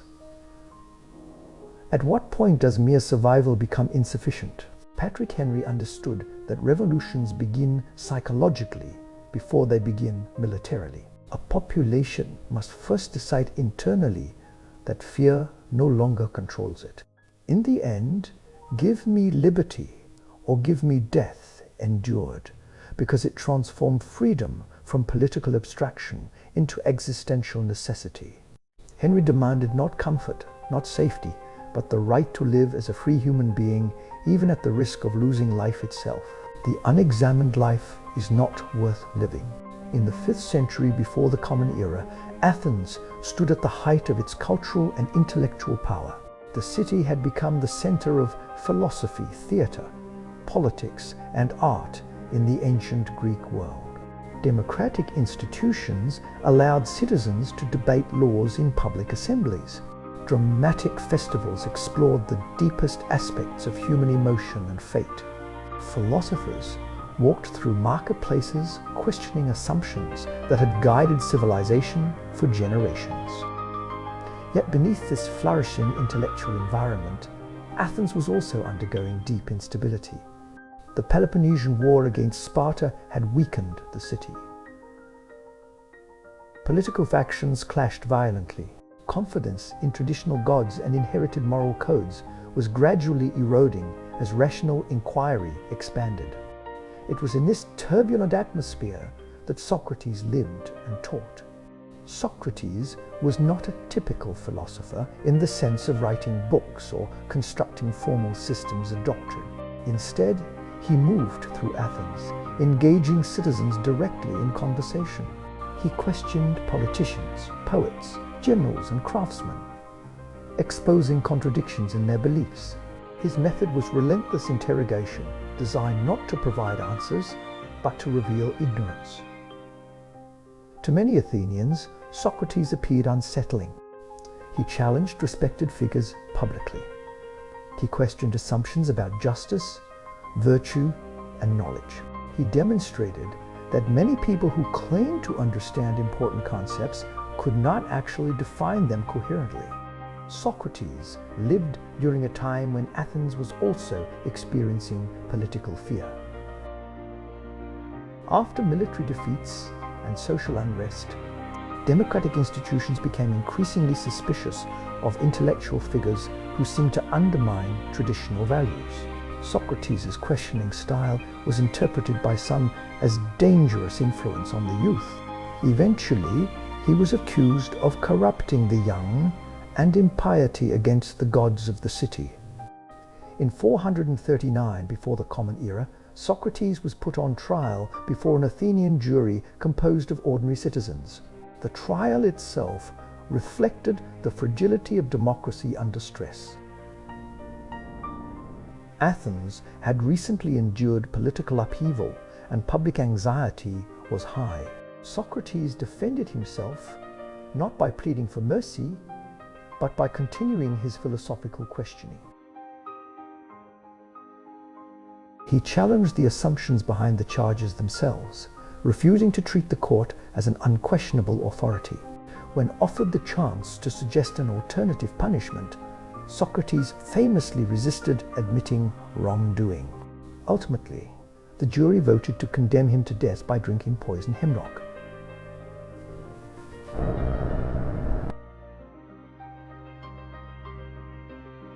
It was in the context of this trial, according to later accounts by his student Plato, that Socrates articulated one of the most enduring ideas in Western thought: the unexamined life is not worth living. The statement emerged as both a defense and a challenge. Socrates argued that a life lived without reflection, questioning, and self-scrutiny is not fully human. Existence alone is not sufficient. Conscious awareness must be directed inward, toward understanding one's beliefs, motivations, and actions. For Socrates, philosophy was not abstract speculation. It was a way of life. He believed that unexamined assumptions govern behavior unconsciously unless actively challenged. Without examination, individuals may live according to inherited beliefs without ever understanding whether those beliefs are just, true, or meaningful. The historical context gives the quote its intensity. Socrates was not speaking from safety or academic distance. He was speaking as a man facing execution for his commitment to questioning authority and exposing ignorance. His refusal to abandon philosophy even under threat of death made his final words especially powerful. Athens itself represented a paradox. It was one of the most democratic and intellectually vibrant societies of the ancient world. Yet it still struggled with fear of dissent and discomfort with radical questioning. Socrates exposed this tension directly. His execution became one of the foundational moments in Western intellectual history. Plato, devastated by his teacher's death, would go on to write dialogues preserving Socratic ideas and developing his own philosophical system. Through Plato, Socrates' influence spread across centuries. The quote survives because it defines philosophy itself as active engagement with one's own mind. It challenges passive existence. It suggests that human life gains depth only through continuous questioning of assumptions. Socrates believed that ignorance is not simply lack of information, but failure to recognize one's own ignorance. Many people live convinced of certainty without ever testing the foundations of their beliefs. Examination disrupts this false confidence and opens space for genuine understanding.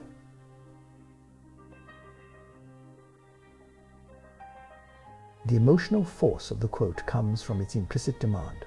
It does not suggest that reflection is optional intellectual luxury.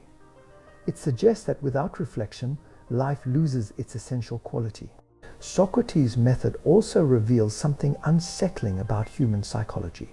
People often resist questioning, not because they lack intelligence, but because questioning threatens identity, comfort, and social stability. To examine one's beliefs honestly may require abandoning deeply held assumptions.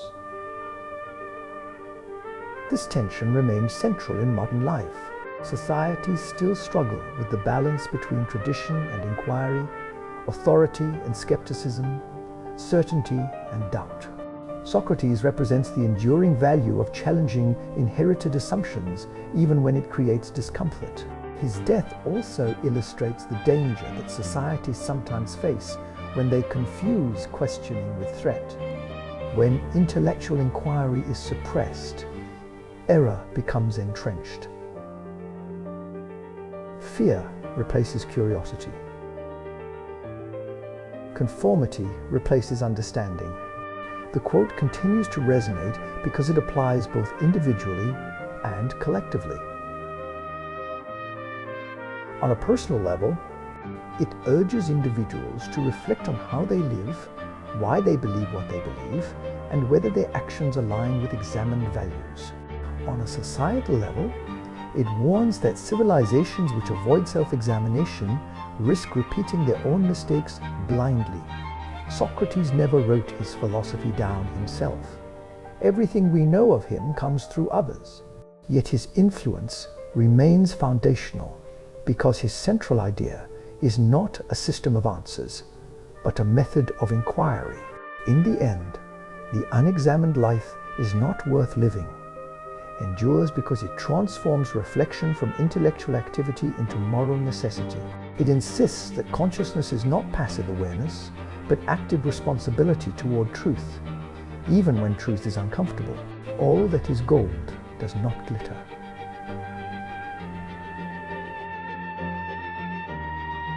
In the early 20th century, Europe stood on the edge of transformation and catastrophe. Industrial strength had reached unprecedented levels. Empires controlled vast territories across continents. Railways, factories, and modern weapons symbolized human progress.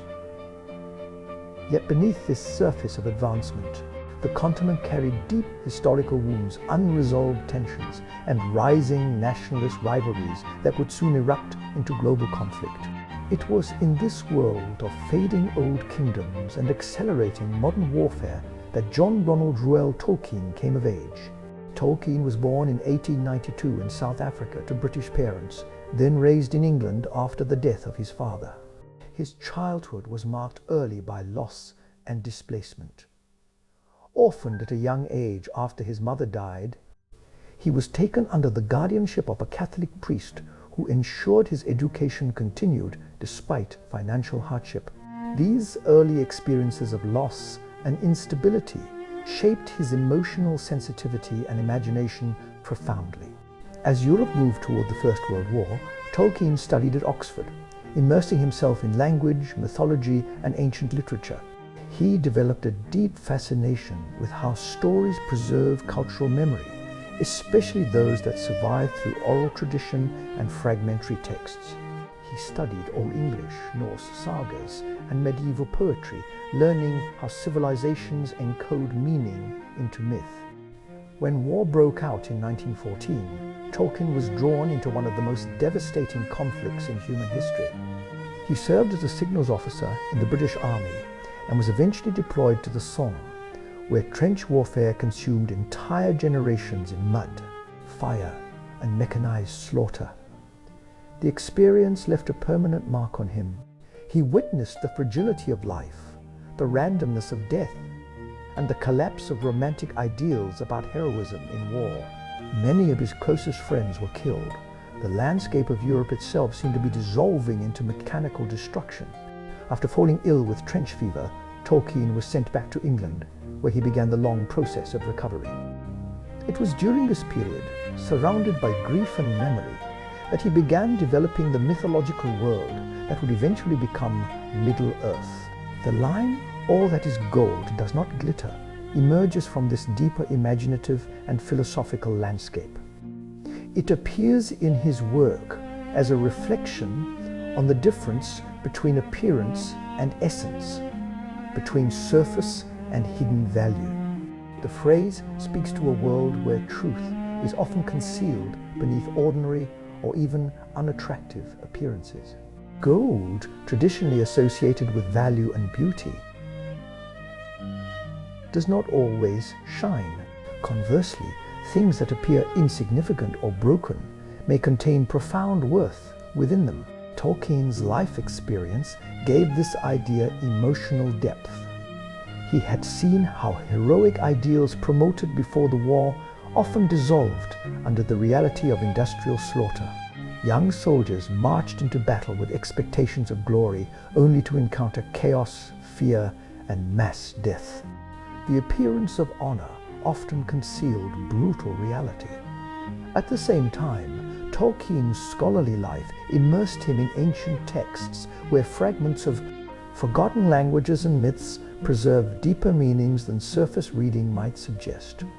He understood that cultural treasures often survive in incomplete or hidden forms. The quote reflects this dual awareness. Reality is layered. What is most valuable is not always visible. What appears insignificant may carry hidden strength or truth. Tolkien's broader mythology reinforces this idea through characters who embody hidden potential. Figures who seem small, overlooked, or unremarkable often become central to the fate of entire worlds. Power in his stories is frequently disguised, requiring perception beyond appearances. The historical context also shaped the emotional tone of this worldview. The First World War shattered many European assumptions about progress and civilization. The belief that modernity naturally refined human nature collapsed under the weight of mechanized destruction. Beneath polished societies lay the same ancient capacities for violence and suffering. Tolkien responded not with cynicism, but with myth-making. He believed that storytelling could recover meaning from a world that had become fragmented. Language itself, in his view, carried echoes of older truths that modern life had obscured. The phrase, "all that is gold does not glitter," therefore becomes a warning against superficial judgment. It suggests that value must often be discovered through patience, attention, and deeper understanding rather than immediate appearance. This idea extends beyond literature into human perception itself. People often misjudge others based on external status, confidence, wealth, or visibility, overlooking qualities that do not announce themselves loudly. Strength, wisdom, loyalty, and resilience often remain hidden until tested. Tolkien's academic career further reinforced his sensitivity to hidden structures. His work in philology revealed how languages evolve, fragment, and preserve traces of ancient cultures beneath modern speech. Meaning survives in subtle transformations over time. The enduring appeal of the quote lies in its invitation to look beyond surface reality. It challenges instinctive judgments that prioritize appearance over substance. It suggests that truth often requires effort to uncover. Tolkien himself lived a life marked by modesty and intellectual depth rather than public spectacle. Despite creating one of the most influential literary universes in modern history, he remained personally reserved, focused more on language and meaning than fame. The mythology he constructed reflects a deep belief that history is layered with forgotten significance. Even in decline and obscurity, remnants of greatness persist. Civilizations fall, but fragments of their beauty remain embedded in stories, languages, and memory. The phrase survives because it speaks to both hope and caution. Hope, because it suggests hidden value exists even in broken or overlooked places. Caution, because it warns against trusting appearances without deeper understanding. In the end, all that is gold does not glitter, endures as a reminder that reality is not always what it seems at first glance. The most important truths are often quiet, concealed, and revealed only through careful attention. Not all those who wander are lost. In the closing years of the 19th century and the opening decades of the 20th, the British literary imagination was shaped by a rapidly changing world. Industrial cities expanded, traditional rural life receded, and modernity brought both extraordinary technological advancement and a quiet sense of cultural displacement. Steam engines and factories redrew the map of daily existence, while older rhythms of countryside, walking paths, and oral storytelling began to fade from everyday experience. It was into this shifting world that John Ronald Reuel. Tolkien continued to develop the mythic sensibility that would later define his writing. Tolkien's life was shaped by movement, loss, and a persistent search for meaning within language itself. After the death of his parents, he moved through different guardianships and educational environments, eventually finding stability at Oxford. Yet even there, he was never entirely fixed in one intellectual tradition. He wandered through languages, histories, and mythologies as if each contained fragments of a deeper, unified story waiting to be reconstructed. When the First World War broke out, Tolkien was drawn into one of the most violent dislocations in human history. The war itself was a vast machine of movement and displacement. Soldiers were transported across continents into landscapes of mud, wire, and industrial slaughter. Entire generations found themselves uprooted from ordinary life and placed into conditions that dissolved previous assumptions about order and purpose. Tolkien served in the Lancashire Fusiliers and experienced the Battle of the Somme, where movement itself became paradoxical. Soldiers advanced through shattered terrain under constant threat, often without clear visibility of direction, survival, or outcome. In such an environment, wandering was not leisure. It was survival under conditions where maps had lost meaning and certainty had collapsed. After falling ill and being sent back from the front lines, Tolkien entered a prolonged period of recovery. During this time, he turned increasingly toward language and storytelling as a way of reconstructing coherence from fragmentation. The act of writing became a form of navigation through a world that no longer felt stable.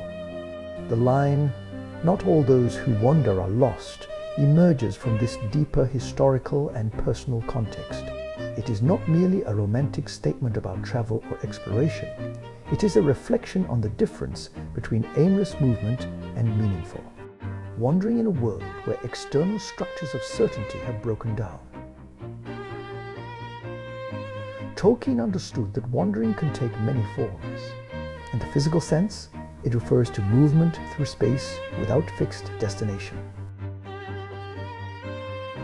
But in a psychological and existential sense, it can also describe periods of uncertainty in which individuals search for identity, purpose, or belonging without clear direction. The early 20th century made this condition increasingly common. Traditional social roles were loosening. Industrial society disrupted inherited patterns of life. Urbanization separated individuals from ancestral land and community memory. Many people experienced a sense of internal displacement even while remaining physically stationary.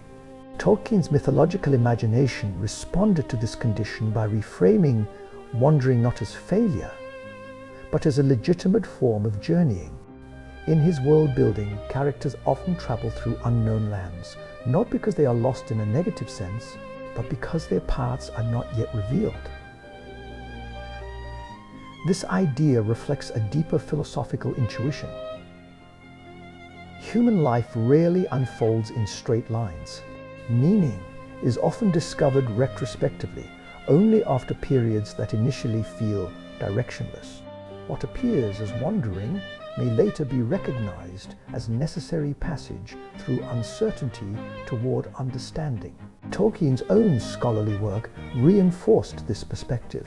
His study of ancient epics revealed that many foundational stories of civilization begin with journeys through unknown terrain. Heroes frequently travel through ambiguous landscapes where identity is tested and redefined through experience rather than predetermined destination. The historical backdrop of the First World War intensified this insight. Millions of soldiers returned from the front, changed by experiences that could not be easily translated into pre-war frameworks of meaning. They had wandered through a landscape of violence and uncertainty that had no clear parallel in civilian life. In such a context, the idea that wandering equates to being lost becomes insufficient. Many who returned had not lost themselves, but had been transformed through exposure to realities that could not be anticipated or controlled. Tolkien's linguistic sensibility also shaped the depth of the phrase. As a philologist, he understood that words carry layered histories. Wander itself contains older connotations of movement without guaranteed path, but not necessarily without purpose. Lost, on the other hand, implies disorientation relative to an expected route. The distinction between the two becomes crucial. The quote therefore invites reconsideration of how direction is understood. Not all movement without visible structure is meaningless. Some journeys only appear unstructured because their destination exists outside immediate perception. Tolkien's broader mythology frequently returns to this theme. Characters undertake long journeys across landscapes filled with uncertainty, yet their movements often participate in larger patterns they do not fully understand. Meaning exists at a scale beyond immediate awareness. The enduring power of the phrase comes from its resonance with human experience across eras. Individuals often pass through periods of uncertainty in education, career, relationships, and identity, where direction is unclear. From the outside, these periods may appear aimless. Internally, they often involve deep transformation. The early 20th century world that shaped Tolkien's thought was itself undergoing such a transition. Old empires were dissolving. New political systems were emerging. Scientific understanding was expanding rapidly. Many individuals felt suspended between inherited structures and emerging realities. Tolkien's response was to affirm that uncertainty does not necessarily indicate failure. Movement without clarity can still be part of a larger unfolding process that only becomes visible later. The phrase also carries a quiet resistance to modern assumptions about efficiency and linear progress. Industrial society increasingly valued direct paths, measurable outcomes, and constant productivity. Tolkien's perspective suggested that meaning does not always conform to such structures. Wandering, in this sense, becomes a form of openness to experience that cannot be fully planned or optimized. It allows for encounters, discoveries, and transformations that rigid direction might prevent. In the end, not all those who wander are lost endures because it reframes uncertainty itself. It suggests that being without visible direction does not mean absence of purpose. It means purpose may be unfolding in ways not yet understood. The price of freedom is eternal vigilance. In the late 18th century, the newly formed United States of America stood as an experiment in political possibility. After centuries of monarchy, empire, and aristocratic rule, a group of colonies had declared independence and attempted to construct a government grounded in written law, representation, and the idea that authority must derive from the consent of the governed. Yet even in its earliest years, the founders understood that independence was not a final achievement. It was a fragile condition. Political systems, no matter how carefully designed, were still governed by human nature. And human nature, they believed, contained persistent tendencies toward ambition, corruption, fear, and domination. Among the voices most concerned with this fragility was Thomas Jefferson. Jefferson was born in 1743 in colonial Virginia into a world still shaped by British imperial authority. Educated in law, philosophy, and classical literature, he became deeply influenced by Enlightenment ideals circulating across Europe. Thinkers such as Locke, Montesquieu, and Rousseau argued that legitimate government must protect natural rights and that power should always be constrained by law. Jefferson absorbed these ideas, but also witnessed the contradictions of his own society. He was a leading advocate of liberty while simultaneously living within a system that enslaved thousands of people. This contradiction would remain embedded in the early republic and in Jefferson's own legacy, exposing the unresolved tensions at the heart of the American experiment. As the revolution unfolded, Jefferson became the principal author of the Declaration of Independence in 1776. In that document, he articulated a radical assertion for his time, that all men are created equal and are endowed with certain unalienable rights, that governments exist to secure those rights, and that when governments fail to do so, the people retain the right to alter or abolish them. But independence, once achieved, immediately revealed a deeper challenge. Removing a distant monarch did not eliminate the possibility of tyranny. It merely relocated the problem. Power could still accumulate within new institutions, political factions, or charismatic leaders. The early republic was therefore not a finished system, but a continuous experiment in balancing liberty with governance. Federalists and anti-federalists debated intensely over how much authority a central government should possess. Too much power risked tyranny. Too little risked chaos and fragmentation. It was within this context of unresolved tension that Jefferson's idea took shape. The phrase that would later be attributed to him in various forms, and that would echo through political history, expresses a simple but demanding principle. The price of freedom is eternal vigilance. The idea reflects a fundamental assumption shared by many Enlightenment thinkers. Freedom is not self-sustaining. It does not persist automatically once achieved. It must be actively maintained, defended, and renewed across generations. Jefferson and his contemporaries understood that political institutions tend toward entropy. Without oversight, leaders consolidate power. Without participation, citizens become passive. Without accountability, corruption spreads quietly through systems that appear stable on the surface. The historical moment sharpened this awareness. The American Revolution had succeeded against a distant empire, but the creation of a stable republic required continuous negotiation between competing interests. The founders feared not only external threats, but internal decay. Jefferson's vision of vigilance extended beyond formal politics into civic responsibility.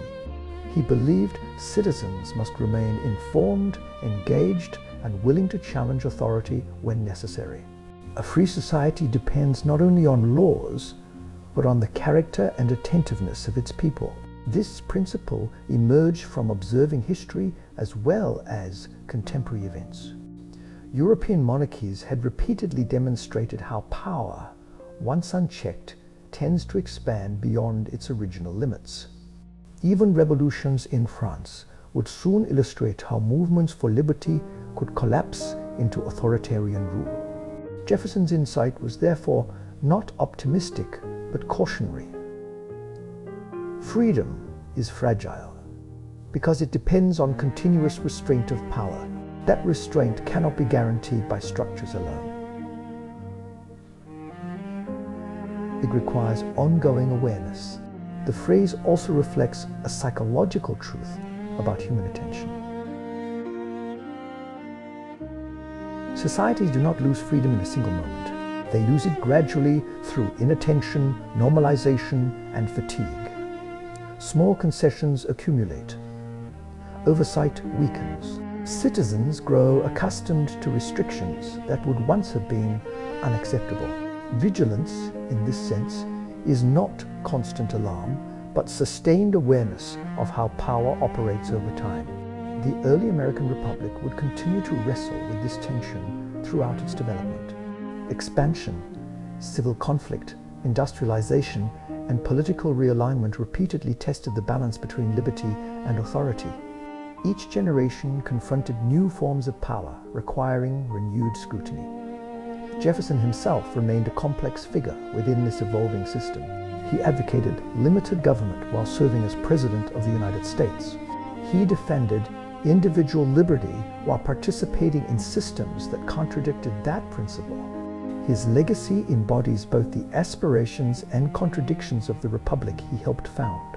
The enduring power of the phrase lies in its refusal to present freedom as a completed achievement. It frames liberty as an ongoing condition requiring maintenance rather than possession. This perspective extends beyond political systems into everyday life. Institutions, relationships, and personal freedoms all require attention to remain functional.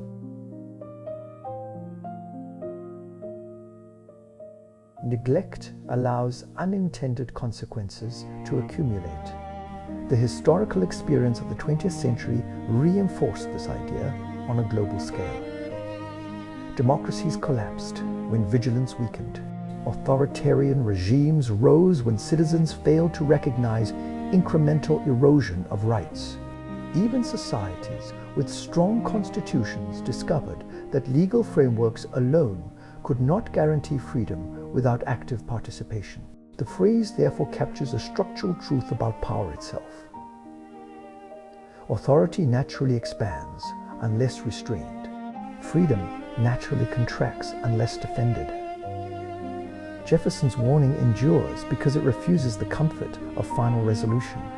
It insists that liberty is not inherited once and preserved automatically, but continually renegotiated in response to changing conditions. In the end, the price of freedom is eternal. Vigilance remains powerful because it describes a permanent responsibility embedded within human societies. Freedom is not a static state, but a living condition that survives only through awareness sustained across time. The journey of 1,000 miles begins with a single step. In the 6th century before the Common Era, ancient China was not a unified nation but a fragmented landscape of competing states. The Zhou dynasty had weakened, and regional rulers governed their territories independently, often engaging in war, diplomacy, and shifting alliances. This period, known as the era of the 100 schools of thought, was marked by intense intellectual and philosophical development alongside political instability. It was within this world of disorder and transformation that Laozi is traditionally believed to have lived. The historical details of Laozi remain uncertain, partly obscured by time and partly shaped by legend. Some accounts describe him as an archive keeper of the Zhou court, a custodian of written knowledge who became disillusioned with the moral and political decay he witnessed. According to tradition, he eventually chose to leave civilization behind, traveling westward toward the frontier, seeking simplicity and withdrawal from the turbulence of society. Before departing, he is said to have composed a short text at the request of a border guard. That text became the foundational work of Taoist philosophy.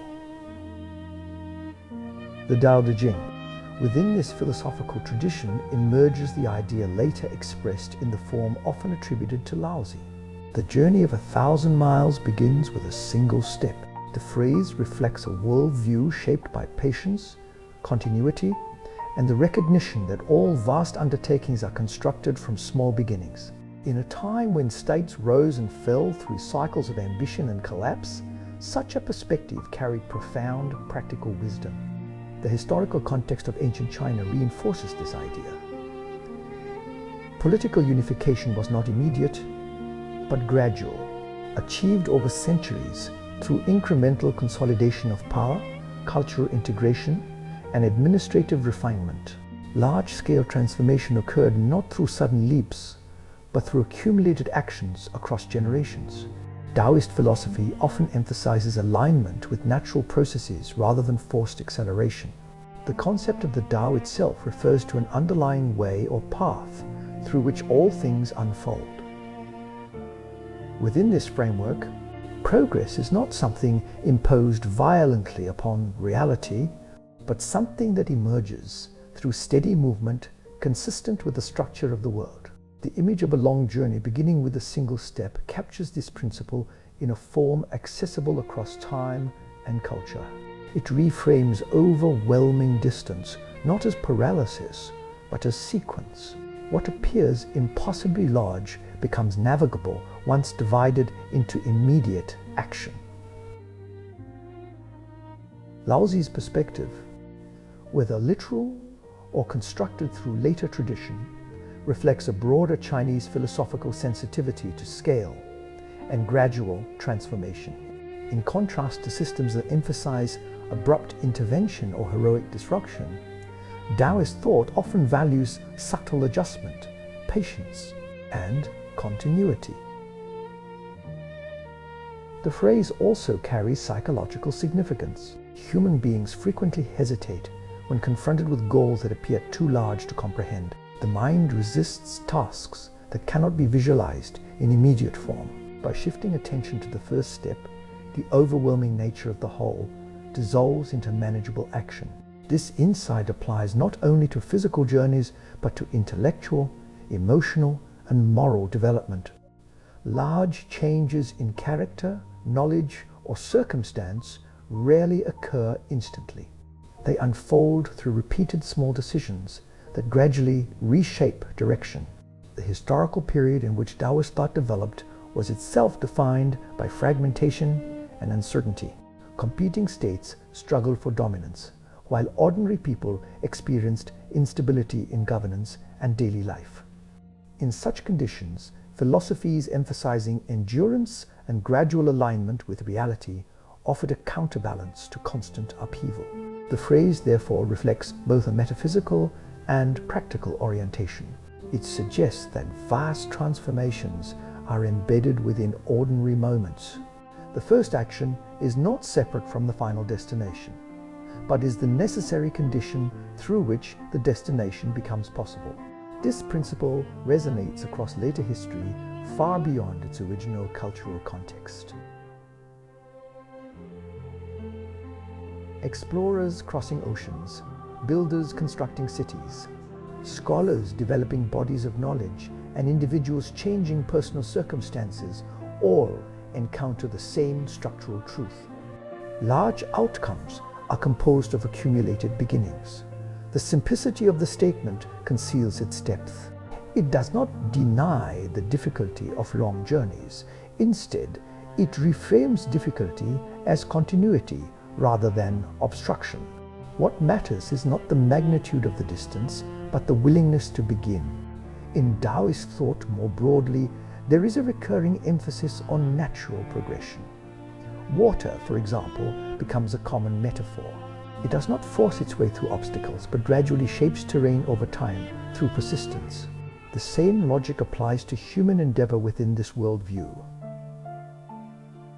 Laozi's teachings, whether interpreted as historical or symbolic, reflect a profound attentiveness to the limits of force and the power of gradual transformation.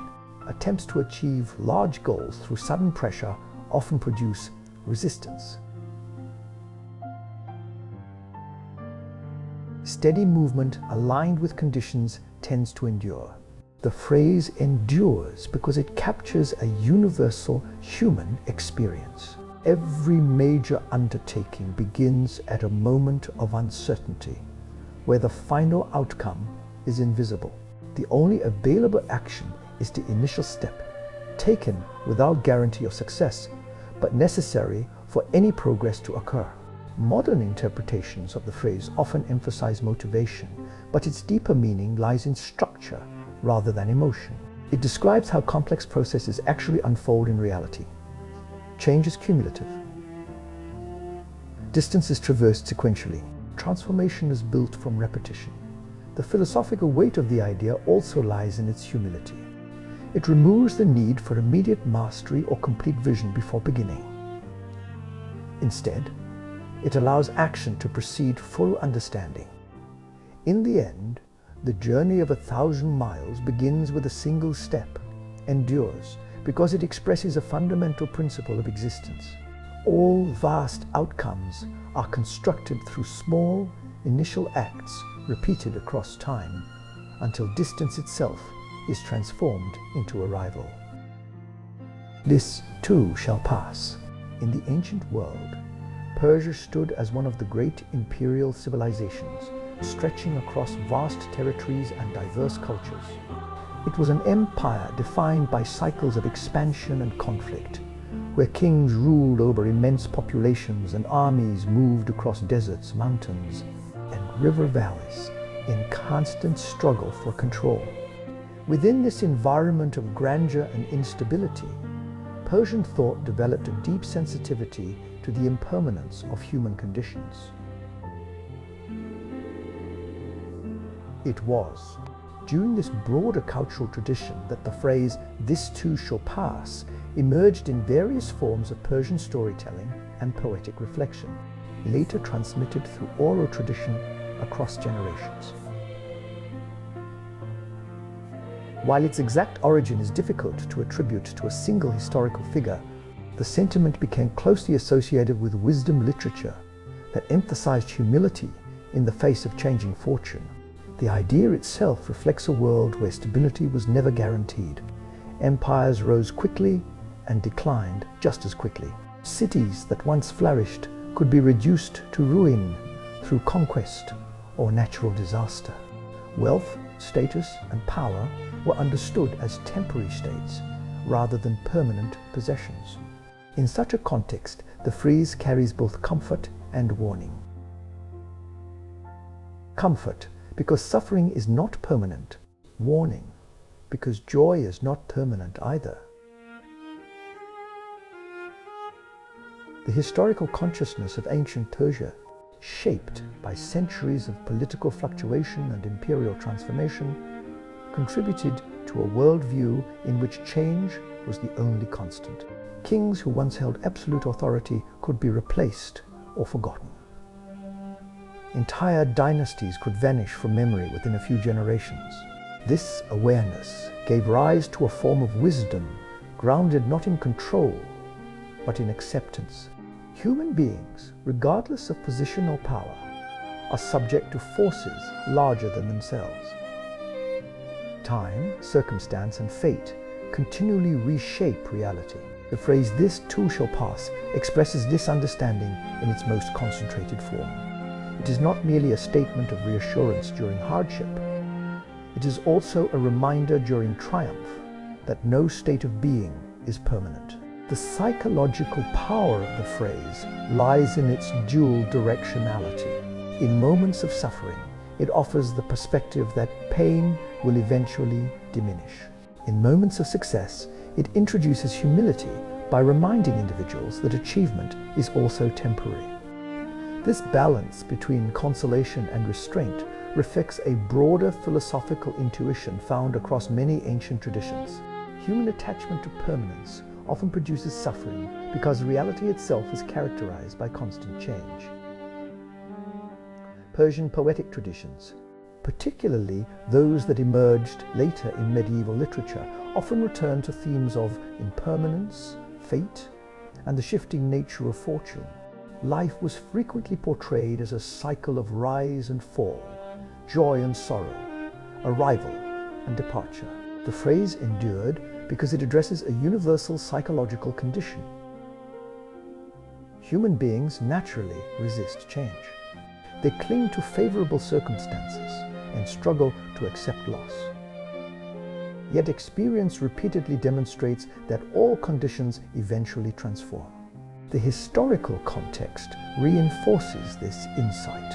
In imperial systems, individuals could experience dramatic reversals of fortune within short periods of time. A court official could fall into disgrace.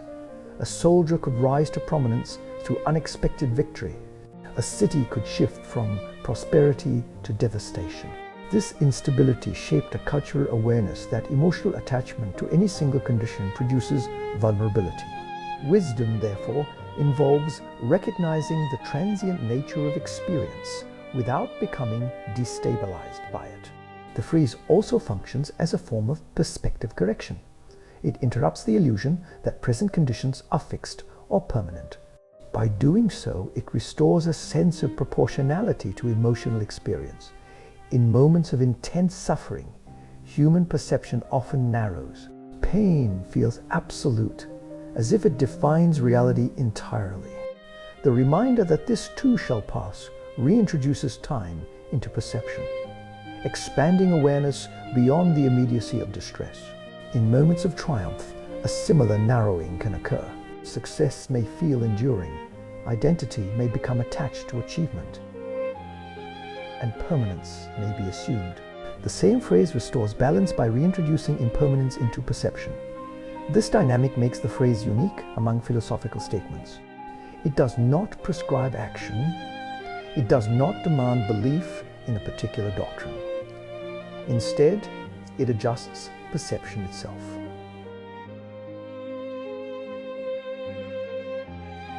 Across history, this awareness of impermanence has appeared in many cultural forms, yet the Persian expression remains particularly direct in its simplicity. It requires no complex interpretation. Its meaning is immediate yet profound. The emotional resonance of the phrase is strengthened by its universality.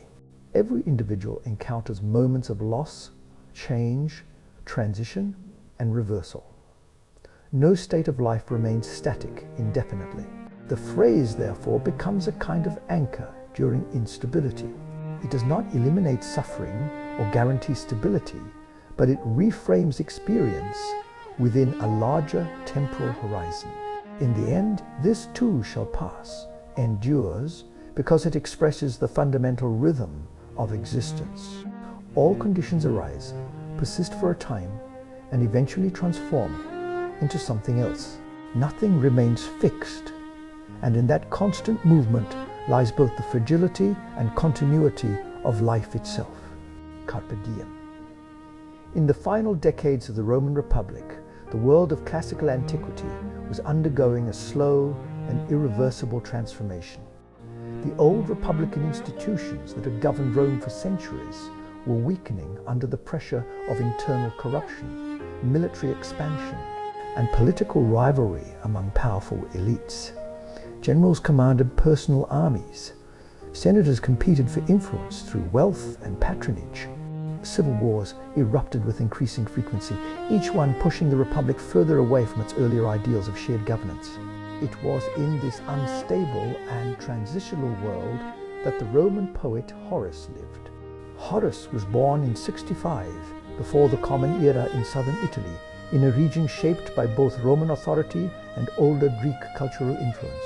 His early life was marked by displacement and upheaval during the civil wars that followed the assassination of Julius Caesar. His family estate was confiscated during the political purges of the time, a direct experience of how quickly fortune could reverse itself in Rome's violent political landscape. Despite these losses, Horace eventually found patronage under Maecenas, a powerful advisor to the future Emperor Augustus. Through this connection, he gained stability and access to Rome's literary and political elite. Yet even as he moved within circles of influence, he remained deeply aware of the fragility underlying Roman success. Rome during Horace's lifetime was both magnificent and unstable. The city had reached extraordinary levels of power, controlling vast territories across Europe, North Africa, and the Near East. Yet internally it was exhausted by decades of conflict. The republic that once prided itself on civic virtue was giving way to imperial authority under Augustus, who would eventually become Rome's first emperor. In this environment, Horace developed a philosophy of life that reflected both awareness of mortality and skepticism toward permanence. He observed how quickly political fortunes changed, how easily lives were disrupted, and how even the most powerful figures were subject to time, loss, and death. It was within this broader philosophical and historical context that the idea expressed in the phrase Carpe Diem emerged. The literal Latin meaning is seize the day, though the deeper sense is more nuanced than simple urgency. In Horace's original poetry, the phrase appears not as reckless indulgence, but as a recognition of human limitation within an unstable world. Horace wrote during a time when Rome's future was uncertain. Civil war had made long-term planning precarious. Wealth and status could disappear through political shifts or military defeat. In such conditions, excessive attachment to imagined futures or distant certainties could become psychologically destabilizing. Carpe Diem therefore reflects a response to impermanence. It suggests that because time is uncertain and outcomes are never guaranteed, attention should be directed toward the present moment rather than endlessly postponed possibilities. However, Horace's meaning is often misunderstood in later interpretations. The phrase does not advocate abandoning responsibility or pursuing uncontrolled pleasure.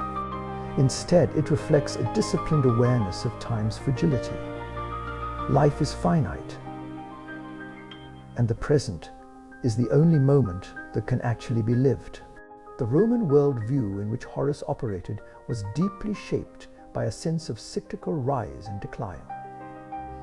Empires expanded and contracted. Political systems transformed. Generations witnessed dramatic shifts in fortune. Within this framework, the present moment gained particular significance because it was the only stable point within constant change. Horace's poetry often reflects this tension between transience and awareness.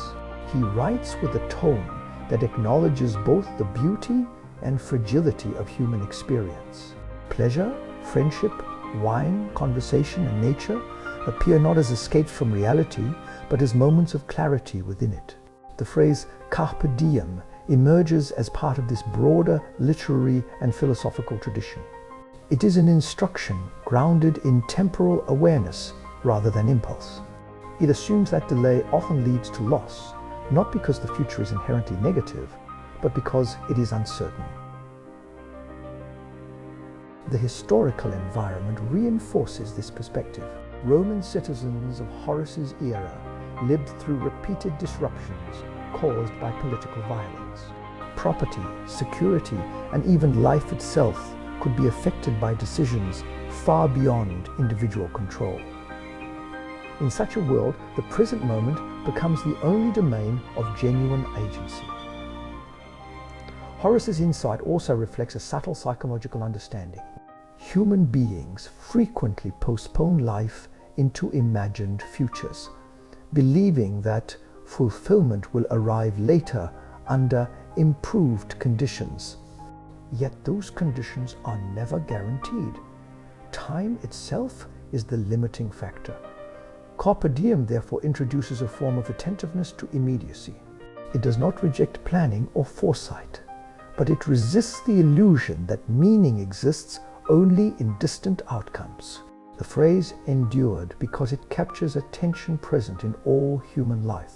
The future is uncertain, The past is inaccessible, and only the present can be directly experienced. Yet human attention constantly drifts away from the present toward regret or anticipation. Horace's Rome was a civilization deeply aware of mortality. Death was a constant presence in public life, from warfare to political purges to disease. This awareness shaped a cultural emphasis on making meaning within limited time rather than deferring it indefinitely.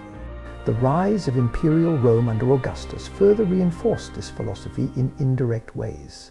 As political stability increased, individual lives became more structured under centralized authority. Within that structure, personal experience gained value precisely because it was bounded. Horace's contribution lies in articulating a way of living that acknowledges impermanence without falling into despair. The recognition that time is limited does not diminish life.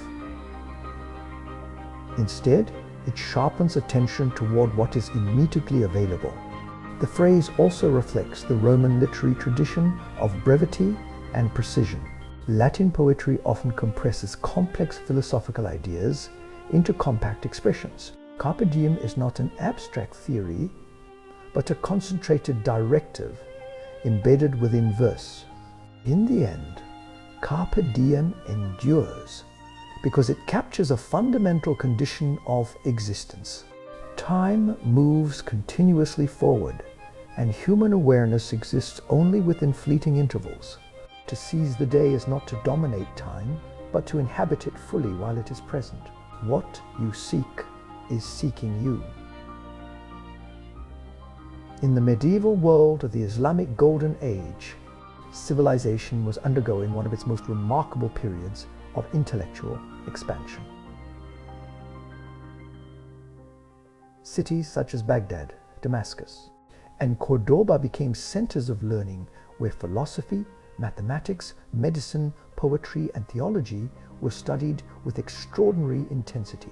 Ancient Greek texts were translated into Arabic, preserved, and expanded upon by scholars who sought to integrate reason and spirituality into a unified understanding of existence. Within this intellectual and spiritual environment, Jalal al-Din Muhammad Rumi emerged as one of the most influential poets and mystics in history. Rumi was born in 1207 in what is now Afghanistan, during a time of significant political upheaval caused by the expansion of the Mongol Empire. His early life was shaped by displacement as his family fled westward to escape the destruction sweeping across Central Asia. Eventually they settled in Anatolia in the city of Konya, which was part of the Seljuk Sultanate. Rumi grew up in a deeply scholarly household. His father was a respected theologian and teacher, and Rumi himself received extensive education in religious law, philosophy, and classical Islamic thought. For much of his early life, he was known as a conventional scholar and jurist, respected for his intellectual mastery and spiritual discipline. However, his life changed profoundly with the arrival of Shams of Tabriz, a wandering mystic whose unconventional presence disrupted Rumi's structured intellectual world. Their encounter became a turning point that transformed Rumi from a legal scholar into a poet of profound mystical expression. Following this encounter, Rumi's writing shifted toward themes of divine love, inner transformation, and the relationship between human longing and spiritual reality. His poetry reflects a vision in which separation and union, desire and fulfillment are expressions of a deeper underlying unity. Within this broader mystical framework emerges the idea expressed in the phrase, "What you seek is seeking you." The phrase reflects a metaphysical perspective in which desire is not merely a one-directional movement from human toward object, but part of a reciprocal relationship between consciousness and reality. In this view, longing itself is evidence of connection rather than absence. Rumi's historical context is important for understanding the emotional, and philosophical depth of this idea. The 13th century Islamic world was experiencing both cultural flourishing and existential threat. The Mongol invasions were reshaping political boundaries through widespread destruction. Entire cities were erased, populations were displaced. Yet at the same time, centers of learning and spirituality continued to develop sophisticated intellectual traditions. Rumi's poetry emerges from this tension between destruction and transcendence. His writings often transform experiences of loss, longing, and separation into expressions of unity and meaning. The idea that what you seek is seeking you reflects this transformation of psychological experience into spiritual interpretation. The phrase suggests that human desire is not arbitrary. Instead, it implies that longing points towards something already aligned with the seeker's existence. The act of seeking becomes part of a larger relational structure between individual consciousness and the world. In Rumi's poetic universe, separation is not final. It is a condition of perception rather than ultimate reality.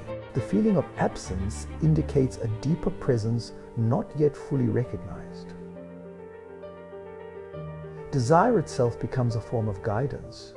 This idea also reflects the broader mystical traditions within Islamic thought, particularly Sufism, which emphasizes direct experiential knowledge of the divine. In this tradition, spiritual realization is not achieved through accumulation of external knowledge alone, but through inner transformation and awakening. Rumi's own life after meeting Shams became increasingly centered on this inward journey.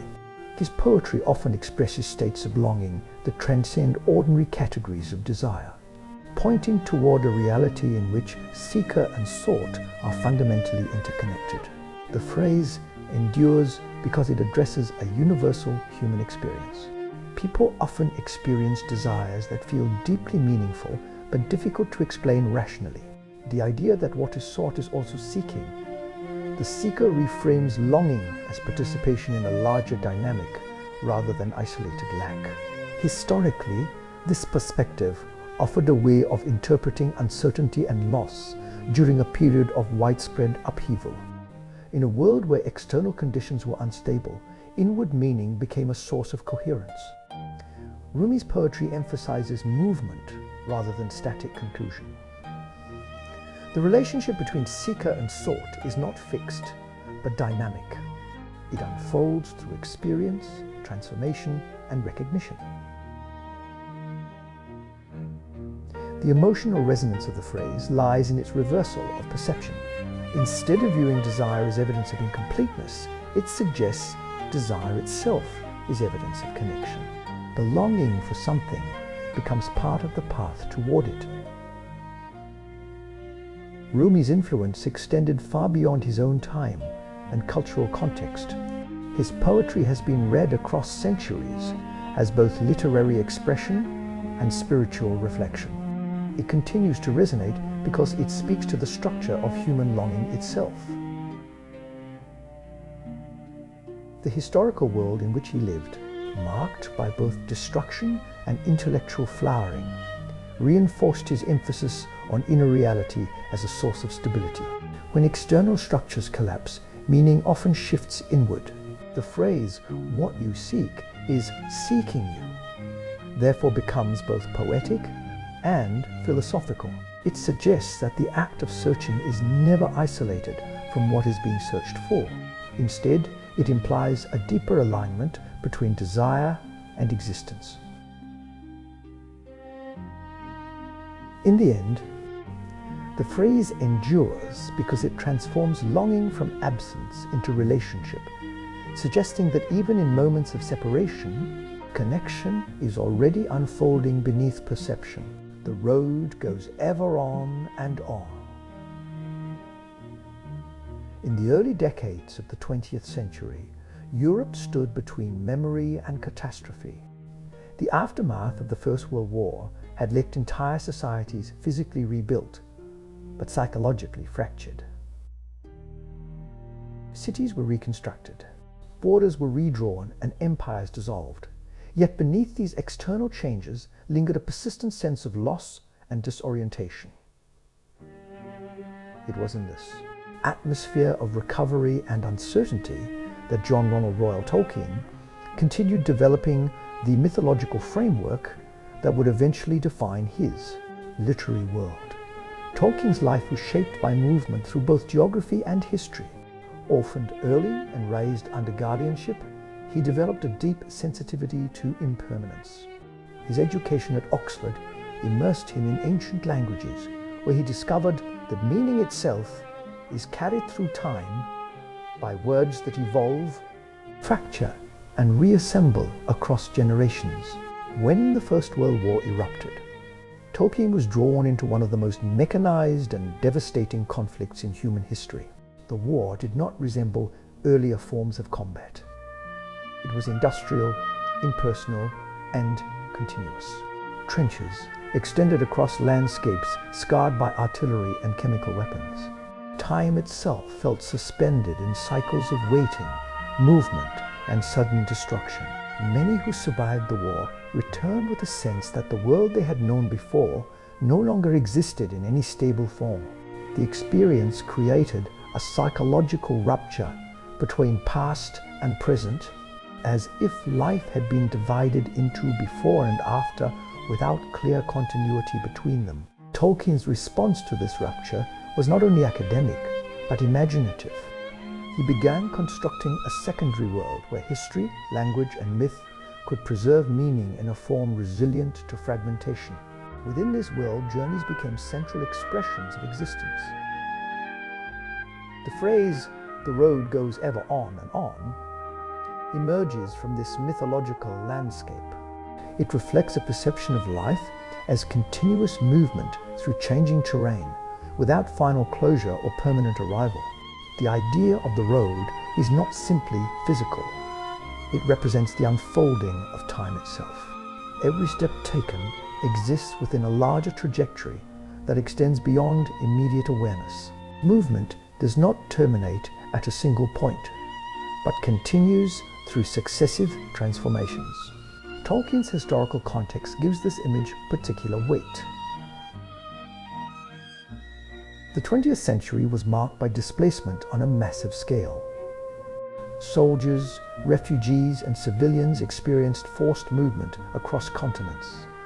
Entire populations were uprooted by war, political upheaval, and economic instability.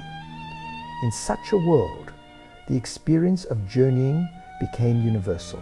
Few remained untouched by some form of transition or relocation. Stability itself became less a given condition and more a temporary state between movements. The phrase also reflects Tolkien's broader philosophical sensitivity to time. As a scholar of ancient texts, he understood that narratives persist through continuity rather than stasis.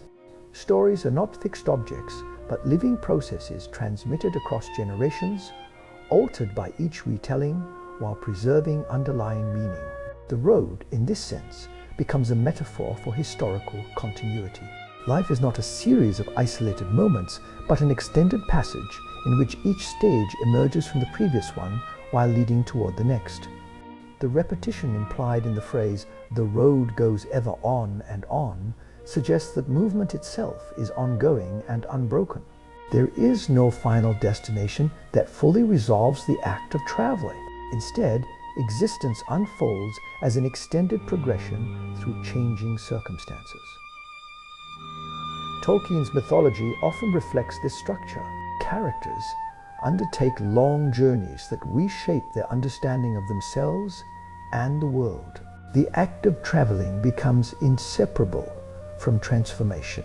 Identity is not fixed at the beginning of a journey, but formed through the journey itself. The historical period in which Tolkien wrote reinforced this awareness. Europe was undergoing reconstruction after devastation, yet new tensions were already emerging that would lead to further global conflict.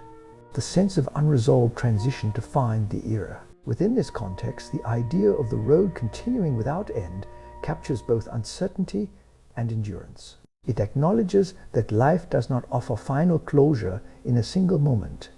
Instead, it unfolds through sequences of passage that extend beyond immediate comprehension. The phrase also carries an emotional dimension. Journeying implies both separation and continuity. Individuals move away from familiar places while carrying memory forward. The road therefore becomes a structure through which past and present remain connected, even as circumstances change. Tolkien's linguistic imagination deepens this interpretation. Words themselves travel across time, preserving fragments of older worlds within modern expression. Language becomes a road through history, carrying meaning forward while adapting to new contexts. The endurance of the phrase lies in its ability to describe experience without confining it. It does not specify destination or outcome. Instead, it emphasizes continuity of movement as a fundamental aspect of existence. In modern interpretation, the phrase often evokes reflection on life's progression through stages of change, uncertainty, and discovery. It suggests that meaning is not located at a final endpoint, but distributed across the entirety of the journey. Tolkien's broader worldview consistently returns to this idea. History, myth, and personal experience are all forms of passage through time. What matters is not only where one arrives, but how one moves through the unfolding path. In the end, the road goes ever on and on, endures, because it reflects the continuous nature of existence itself, where every end becomes a beginning, and every arrival becomes part of a further journey already in motion. Do not go gentle into that. Good night. In the early 20th century, the world was once again consumed by upheaval on a scale that surpassed even the devastation of the First World War. Europe, still recovering from one catastrophe, was drawn into another global conflict that would reshape politics, borders, and human consciousness itself. Cities were bombed into ruins, entire populations displaced, and the machinery of modern warfare reached levels of destruction previously unimaginable.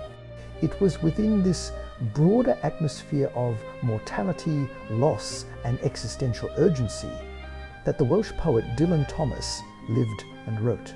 Thomas was born in 1914 in Swansea, Wales, into a world already shadowed by the First World War.